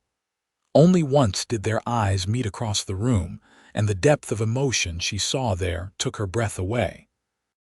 When it came time to retire for the night, William and Charlotte escorted their guests to their respective rooms, which were at opposite ends of the upstairs hallway. As they said their goodnights, Quentin briefly took Delilah's hand, a gesture that might have appeared merely polite to the others, but sent a current of awareness through her. "Sleep well, Miss Prescott," he said formally, though his eyes conveyed a different message entirely. "And you, Mr. Foster," she replied, reluctant to release his hand but conscious of her sister and brother-in-law watching. Alone in her luxurious bedroom, Delilah changed into the nightgown Charlotte had provided and sat at the dressing table, brushing her hair and contemplating her situation. She had arrived at her destination, was reunited with her sister, and would soon begin the new life she had journeyed west to find. So why did it feel as if something essential was slipping away from her? The answer, of course, was Quentin. Tomorrow he would return to his ranch, and their brief, intense connection would become nothing more than a memory. The thought left an ache in her chest that no amount of reasoning could dispel. A soft knock at her door startled her from her reverie. Thinking it must be Charlotte, perhaps coming to check on her before bed, Delilah called, "Come in." But it was Quentin who entered, closing the door quietly behind him. He remained near the threshold, maintaining a respectful distance, but his presence filled the room nonetheless. "I'm sorry to disturb you," he said, his voice low. "I wanted to speak with you privately before I leave tomorrow." Delilah set down her hairbrush, acutely aware of her state of undress despite the modest nightgown and dressing gown she wore. "Of course," she said, gesturing to a chair near the dressing table. "Please sit." Quentin shook his head. "I won't stay long, it wouldn't be proper." He took a deep breath as if gathering courage. "Delilah, I know you've just arrived here, just reunited with your sister. I know you have plans for your future that were made long before you met me, but I can't leave tomorrow without telling you." He paused, his gaze holding hers. "Without telling you that these past days with you have changed something in me, something I thought was long buried." Delilah's heart began to race. "Quentin, please let me finish," he said gently. "I've lived alone for years, convinced myself that was how I preferred it, but having you at my ranch on the trail, even with the danger, even with the uncertainty, I've never felt more alive, more complete." He took a step toward her, then stopped himself. "I'm not a wealthy man like your brother-in-law. My ranch is modest, my house plain, but it's mine, free and clear, and there's room therefore, for a partner, for a future." Delilah stood, her legs trembling slightly. "Are you asking me to consider a different path?" Quentin said, his voice gaining strength. "To consider a life that might be harder in some ways than what awaits you here, but that could be rich in others." He finally closed the distance between them, taking her hands in his. "I'm asking you to consider a life with me, Delilah Prescott." The touch of his hands on hers sent warmth spreading through her body. This close, she could see the flecks of gold in his hazel eyes, the tiny scar near his left eyebrow, the way his lips parted slightly as he waited for her response. "I barely know you," she whispered, even as her heart argued otherwise. "I know," he acknowledged. "It's madness to feel this way after such a short time, but I've never been more certain of anything." His thumbs traced gentle circles on the backs of her hands. "I'm not asking for an answer now. Just think about it. I'll return to my ranch tomorrow as planned, but in 2 weeks I'll come back to Silverton. If you want to see me then, I'll be at the hotel. If not, I'll understand and I won't trouble you again." Delilah knew she should step away, should remind herself of all the practical reasons why this couldn't possibly work. Instead, she found herself leaning closer, drawn by something more powerful than reason. 2 weeks is a long time, she said softly. Quentin smiled, the expression transforming his serious face. Not so long in a lifetime. Before she could respond, he lifted one hand to her cheek, his touch feather light. "May I?" he asked, his gaze dropping to her lips. In answer, Delilah closed the remaining distance between them, pressing her lips to his in a kiss that began tentatively but quickly deepened as years of propriety gave way to newfound passion. Quentin's arms encircled her waist, drawing her closer as her own hands found their way to his shoulders, then his neck, her fingers threading through his hair. When they finally parted, both were breathing heavily, their foreheads resting against each other as they processed what had just happened. "I should go," Quentin said reluctantly, though he made no move to release her, "before I forget myself entirely." "Yes," Delilah agreed, equally reluctant to end this moment. "Charlotte would have a fit if she found you here." With evident effort, Quentin stepped back, his hands slowly releasing her. 2 weeks, he promised. "Think about what I've said, about what you truly want." "I will," Delilah assured him, already knowing that he would occupy her every thought until she saw him again. With a final gentle touch to her cheek, Quentin left, closing the door softly behind him. Delilah sank onto the edge of her bed, her fingers touching her lips where she could still feel the pressure of his kiss. 2 weeks to decide the course of her future. 2 weeks to choose between the comfort and security her sister offered, and the unknown path with Quentin, a path that promised both challenges and joys she was only beginning to imagine.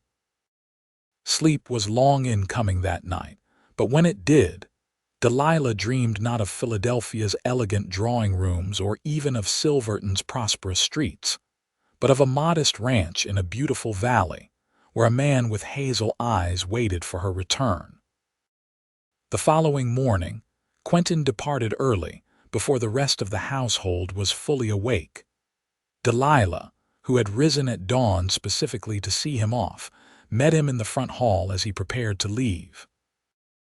Their goodbye was necessarily brief and formal, with the maid bustling about nearby, but the look that passed between them spoke volumes. As Quentin took her hand in farewell, he pressed something into her palm, a small carved wooden heart, simple but beautifully crafted. "Remember," he said softly, and then he was gone, striding out to where Miguel waited with the horses.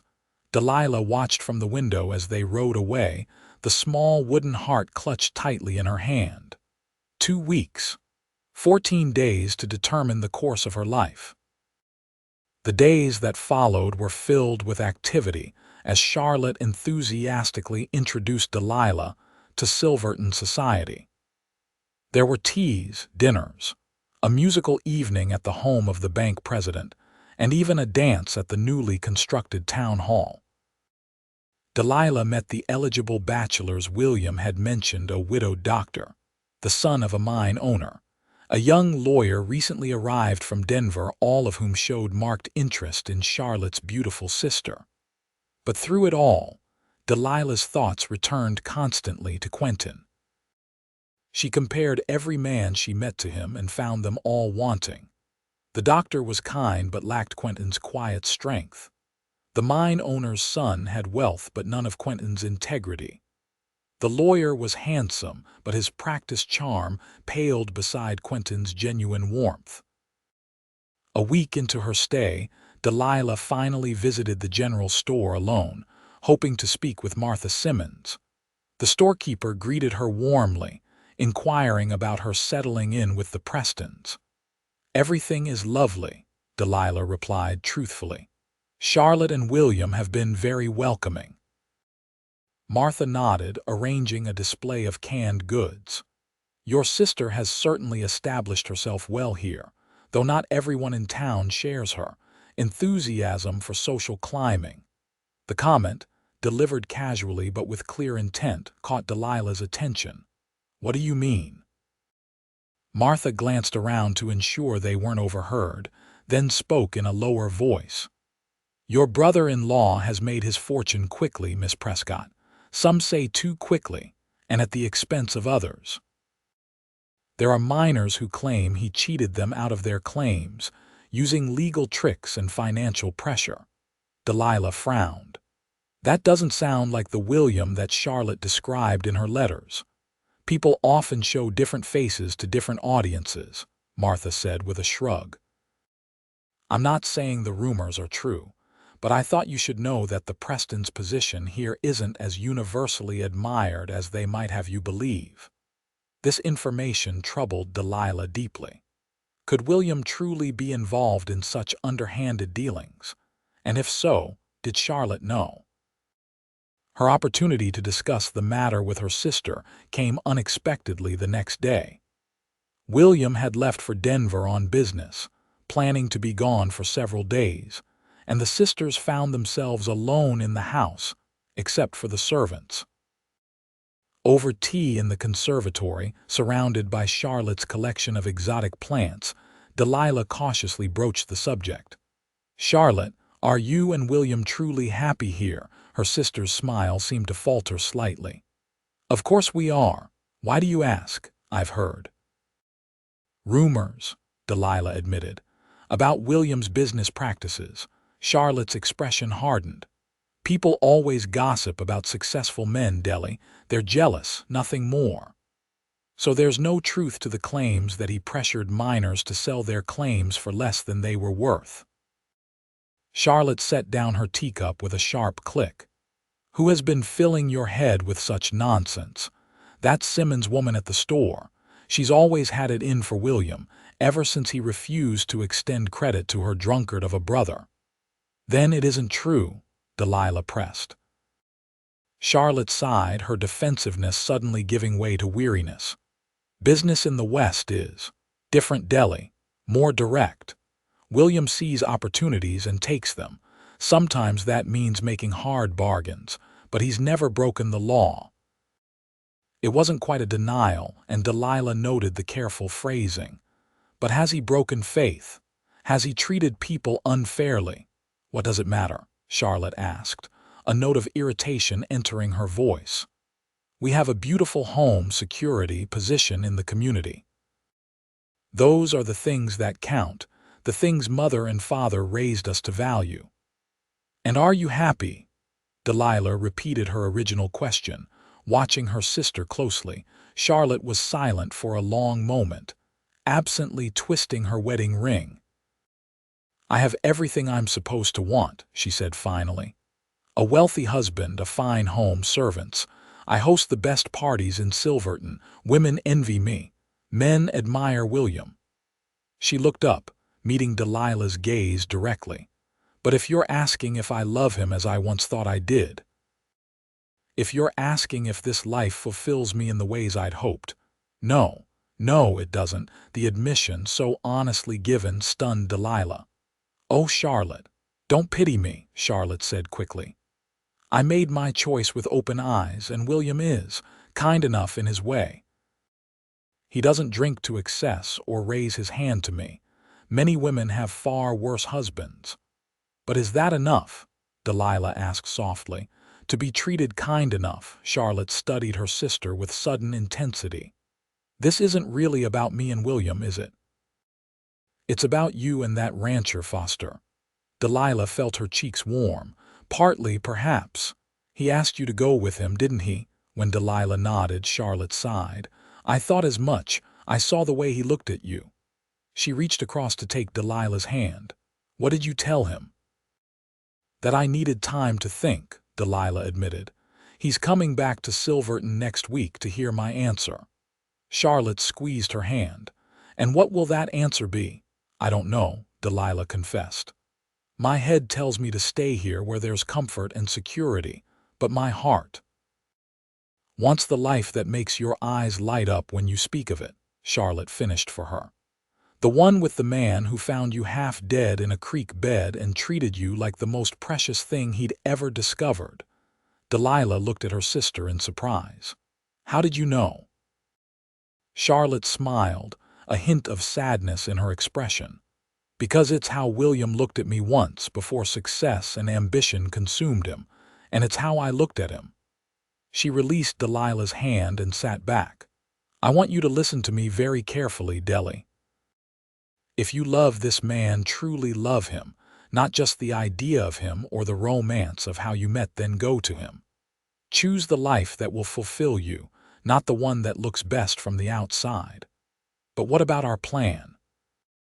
Me living here, helping with your social engagements, eventually making a suitable marriage? Delilah asked. Though the words sounded hollow even to her own ears, Charlotte laughed softly. Do you think I invited you here because I needed help entertaining? I invited you because I was lonely, Deli. Because this house, for all its grandeur, feels empty most of the time. William is always working, always pursuing the next deal, the next mine, the next level of success. She looked around at the luxurious conservatory. But I've realized that my loneliness isn't something you can fill, dear sister. It's something William and I need to address, or... She trailed off, leaving the thought unfinished. Or, Delilah prompted gently. Charlotte shook her head. That's a conversation for another day. Right now, we're talking about you and the choice before you. Over the next few days, Delilah and Charlotte talked more openly than they had in years. Charlotte revealed more about her marriage, how William had changed as his success grew, becoming more focused on wealth and position, less interested in the simple pleasures they had once shared. She didn't characterize him as a villain, merely as a man whose ambitions had gradually overshadowed his capacity for joy. In turn, Delilah shared everything about her time with Quentin, their journey, their conversations, the way she felt in his presence. Speaking of him brought his image vividly to mind, his quiet strength, his gentle hands, the rare but transformative smile that lit his entire face. You love him, Charlotte observed on the afternoon before Quentin was due to return to Silverton. They were in Delilah's room, where Charlotte was helping her select a dress for the following day. I think I do, Delilah admitted, touching the small wooden heart that she'd kept in her pocket since Quentin's departure. It seems impossible to feel this way after so short a time, but... The heart knows what it knows, Charlotte said, setting aside a blue dress that complemented Delilah's eyes. Time is no measure of true feeling. But what about practicalities? Delilah asked. His ranch is modest, as he himself admitted. Life there would be hard work without servants or luxuries. I don't even know how to cook properly, Charlotte laughed. You can learn. I did before we could afford a cook. She placed her hands on Delilah's shoulders, looking her directly in the eyes. The question isn't whether you can handle the challenges, Deli.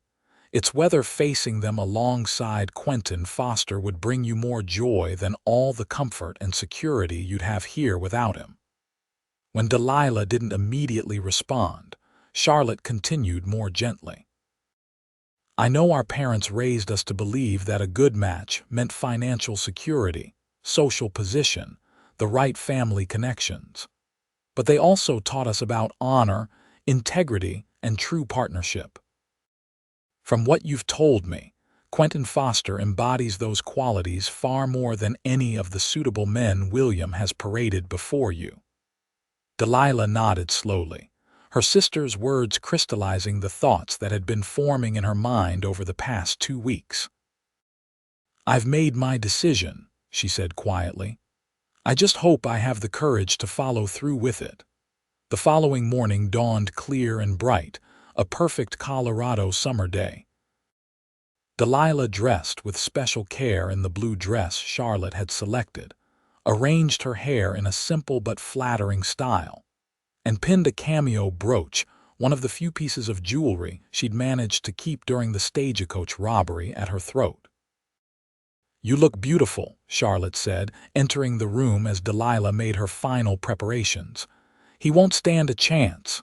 Delilah smiled nervously. I just hope he's there as he promised. He will be, Charlotte assured her. A man doesn't look at a woman the way he looked at you and then fail to keep such an important appointment. By mid-morning, Delilah was ready. Charlotte hugged her tightly before she left, whispering, "Follow your heart, Deli, and know that whatever happens, I support your choice." The walk from the Preston home to Silverton's hotel took less than 15 minutes, but to Delilah, it felt both endless and too brief.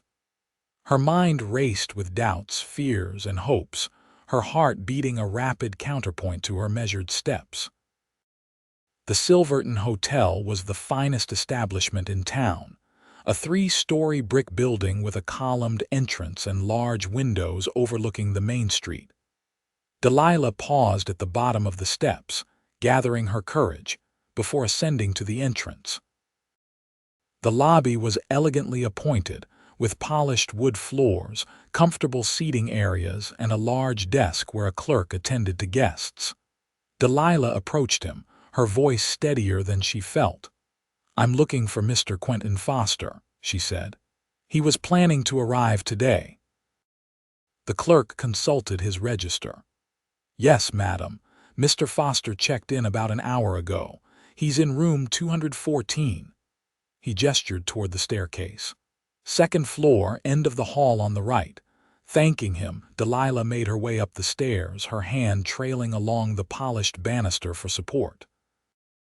The second-floor hallway stretched before her, carpeted and quiet with numbered doors on either side. Room 214 was at the far end, as the clerk had indicated. Standing before it, Delilah took a deep breath, raised her hand and knocked firmly. For a moment, there was silence and her heart sank. Had he gone out? Had she missed him? But then came the sound of footsteps, and the door swung open to reveal Quentin, dressed in what were clearly his best clothes, a dark suit that, while not fashionable by Eastern standards, was well cut and suited his tall frame. His expression when he saw her was everything Delilah had hoped for, surprise giving way to joy, his eyes warming as they took in her appearance. "Delilah," he said, her name a caress on his lips. "You came." "I did," she confirmed, suddenly shy despite the certainty of her decision. Quentin stepped back, gesturing for her to enter. "Please come in." The hotel room was spacious and well appointed, with a sitting area separate from the bedroom. Quentin led her to a small settee, taking a chair opposite rather than sitting beside her, maintaining a proper distance even now. "I wasn't sure you would come," he admitted, his hands clasped loosely between his knees. "I hoped, but I wasn't sure myself," Delilah said honestly, "until a few days ago. What changed your mind?" Delilah considered how to answer, wanting to be truthful but not to hurt him with unnecessary details about William and Charlotte's marriage. "Conversations with my sister," she said finally, "and a great deal of reflection on what truly matters to me." Quentin nodded, waiting for her to continue, his patience one of the many qualities she'd come to admire in him. "When I left Philadelphia," Delilah began, "I thought I knew what I wanted, a continuation of the life I'd always known, just in a different setting. Security, comfort, social position. The things my parents valued and taught us to value." She looked down at her hands, then back up at Quentin. "But my journey west changed me in ways I'm only beginning to understand, and meeting you, being with you, it made me question everything I thought I knew about what makes a good life." Quentin's expression was intent, focused entirely on her words, on her. "I realized," Delilah continued, "that security without joy is an empty thing, that comfort without purpose feels hollow, and that all the social position in the world can't warm your heart on a cold night." She took a deep breath. "What I'm trying to say, Quentin Foster, is that I choose you. I choose the life we might build together with all its challenges and uncertainties, because I believe it will be a life of meaning, of true partnership, of love." The word hung in the air between them, powerful and transformative. Quentin's eyes never left hers as he rose from his chair and moved to kneel before her, taking her hands in his. "Are you certain?" he asked, his voice rough with emotion. "Life on a ranch isn't easy, Delilah. It's hard work from sunrise to sunset, and the comforts are few compared to what your sister can offer you." "I know," she said, squeezing his hands, "and I won't pretend I'm not a little frightened by the challenges ahead, but I'd rather face them with you than live in luxury without you." Quentin's smile was like the sun breaking through clouds. "I love you, Delilah Prescott," he said, the words simple but profound. "I think I've loved you since I found you at that creek bed, though I didn't recognize it then for what it was." "And I love you," Delilah replied, the declaration bringing a sense of rightness, of completion. "Though I fought against it, tried to reason it away as gratitude or infatuation. But it's more than that, deeper than that." Quentin rose, drawing her up with him, and this time when he kissed her, there was no hesitation, no restraint, only the pure expression of a love that had defied logic, circumstance, and society's expectations. When they finally parted, both breathless, Quentin rested his forehead against hers. "Marry me," he said softly. "Not someday, not when things are perfect. Marry me now, here in Silverton, before we leave for the ranch." The impulsiveness of the proposal surprised Delilah, but only for a moment. Then she laughed, a sound of pure joy. "Yes," she agreed. "Yes, I'll marry you, Quentin Foster. Today, if it can be arranged." And so it was that 3 days later, in Silverton's small church, Delilah Prescott became Delilah Foster in a simple ceremony attended by Charlotte. William was still in Denver. Martha and Jacob Simmons, Miguel and his family, and a few other friends Quentin had made in the area over the years. Charlotte had insisted on providing Delilah with a proper wedding dress, ivory silk with delicate lace trim, hastily altered by the town's best seamstress. For her part, Delilah had insisted that the ceremony be simple, without elaborate decorations or social pretensions. "I want to begin as we mean to go on," she told Quentin, "with honesty and without ostentation." After the ceremony and a modest reception at the hotel, Delilah bid an emotional farewell to her sister. Charlotte, her eyes bright with unshed tears, hugged her tightly. "Be happy, Deli," she whispered. "Be so very happy." "I will be," Delilah promised. "And you, what will you do?" Charlotte stepped back, a new resolve in her expression. "I'm going to have a long overdue conversation with my husband about our future. Perhaps seeing your courage will give me some of my own."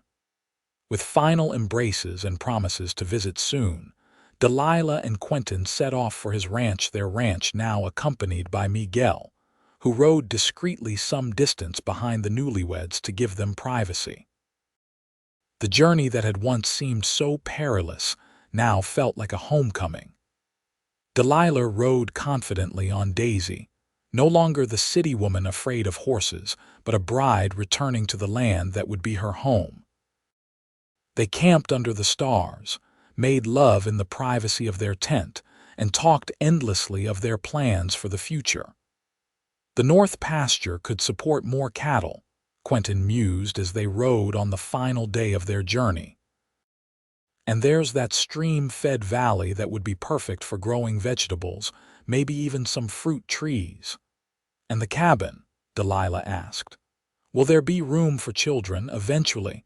Quentin's smile was tender as he reached across to take her hand. "I've been thinking about that.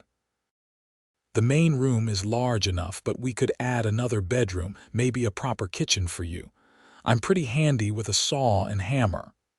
"We'll build it together," Delilah said, returning his smile. "All of it, the house, the ranch, our life."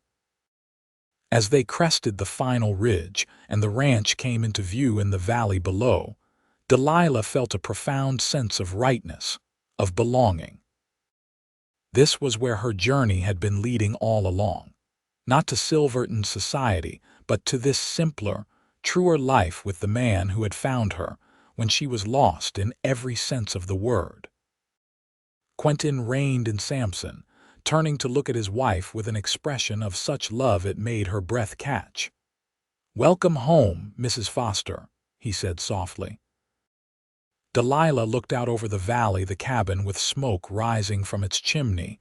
Miguel's cousin had been tending things in their absence. The grazing cattle, the mountains rising majestically in the distance. It wasn't Philadelphia. It wasn't even Silverton. It was better. It was real. "Home," she agreed, reaching for his hand. At last. 5 years later, Delilah stood on the porch of their expanded cabin, watching as Quentin taught their 3-year-old son, Thomas, to sit on his first pony.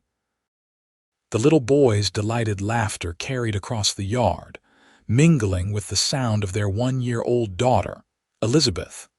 Babbling happily in the cradle, Delilah was gently rocking with her foot. The ranch had prospered under their joint care. The cattle herd had doubled, the vegetable garden produced abundantly, and they'd added a small orchard that was just beginning to bear fruit.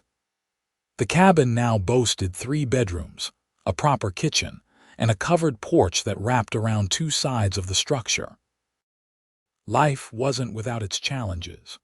There had been a hard winter their 2nd year, when snow had isolated them for weeks, and they'd lost some of their livestock. There had been a drought the following summer, necessitating long days of hauling water from the creek to save the garden. And Delilah's first pregnancy had been difficult, culminating in a birth so prolonged and arduous that the doctor from Cedar Ridge, summoned by a frantic Quentin, had feared for both mother and child. But through it all, they had faced each challenge together, their love deepening with each obstacle overcome, each joy shared. Charlotte visited regularly, having finally found the courage to confront William about the state of their marriage. While they remained together, they had reached a new understanding, with Charlotte taking a more active role in managing their affairs and finding purpose in charitable work, with Silverton's less fortunate residents. As Delilah watched her husband and son, her heart full of contentment, she reflected on the strange twist of fate that had brought her to this life. Had the stagecoach not been robbed, had she not wandered lost until she collapsed at that creek bed, had Quentin not found her in time, any change in that chain of events would have led her to a different future. One she now knew would have been far less fulfilling. Quentin looked up, catching her eye across the yard, and the smile they exchanged was full of shared history, shared purpose, shared love. He lifted Thomas from the pony and set him on his shoulders, crossing the yard to join his wife and daughter on the porch. "How are my girls?" he asked, leaning down to kiss Delilah softly. "Perfect," she replied, reaching up to ruffle Thomas's hair. "And how are my boys?" "Hungry," Thomas declared, causing both parents to laugh. "Well then, let's see what Mama has made for lunch," Quentin said, setting his son down. As Thomas scampered into the house, Quentin took his daughter from her cradle, cradling her against his chest with a tenderness that still made Delilah's heart swell. "Happy?" he asked Delilah, his free arms slipping around her waist. She leaned into him, looking out over their land, the land they had worked together, nurtured together, loved together. "Completely," she answered truthfully. "You, beyond words," Quentin said, pressing a kiss to her temple. "Beyond anything I ever imagined for myself." Together, they turned and entered their home, a family united by love that had begun in the most unlikely of circumstances, when she wandered into the creek bed too weak to stand, and a cowboy lifted her gently and found his heart.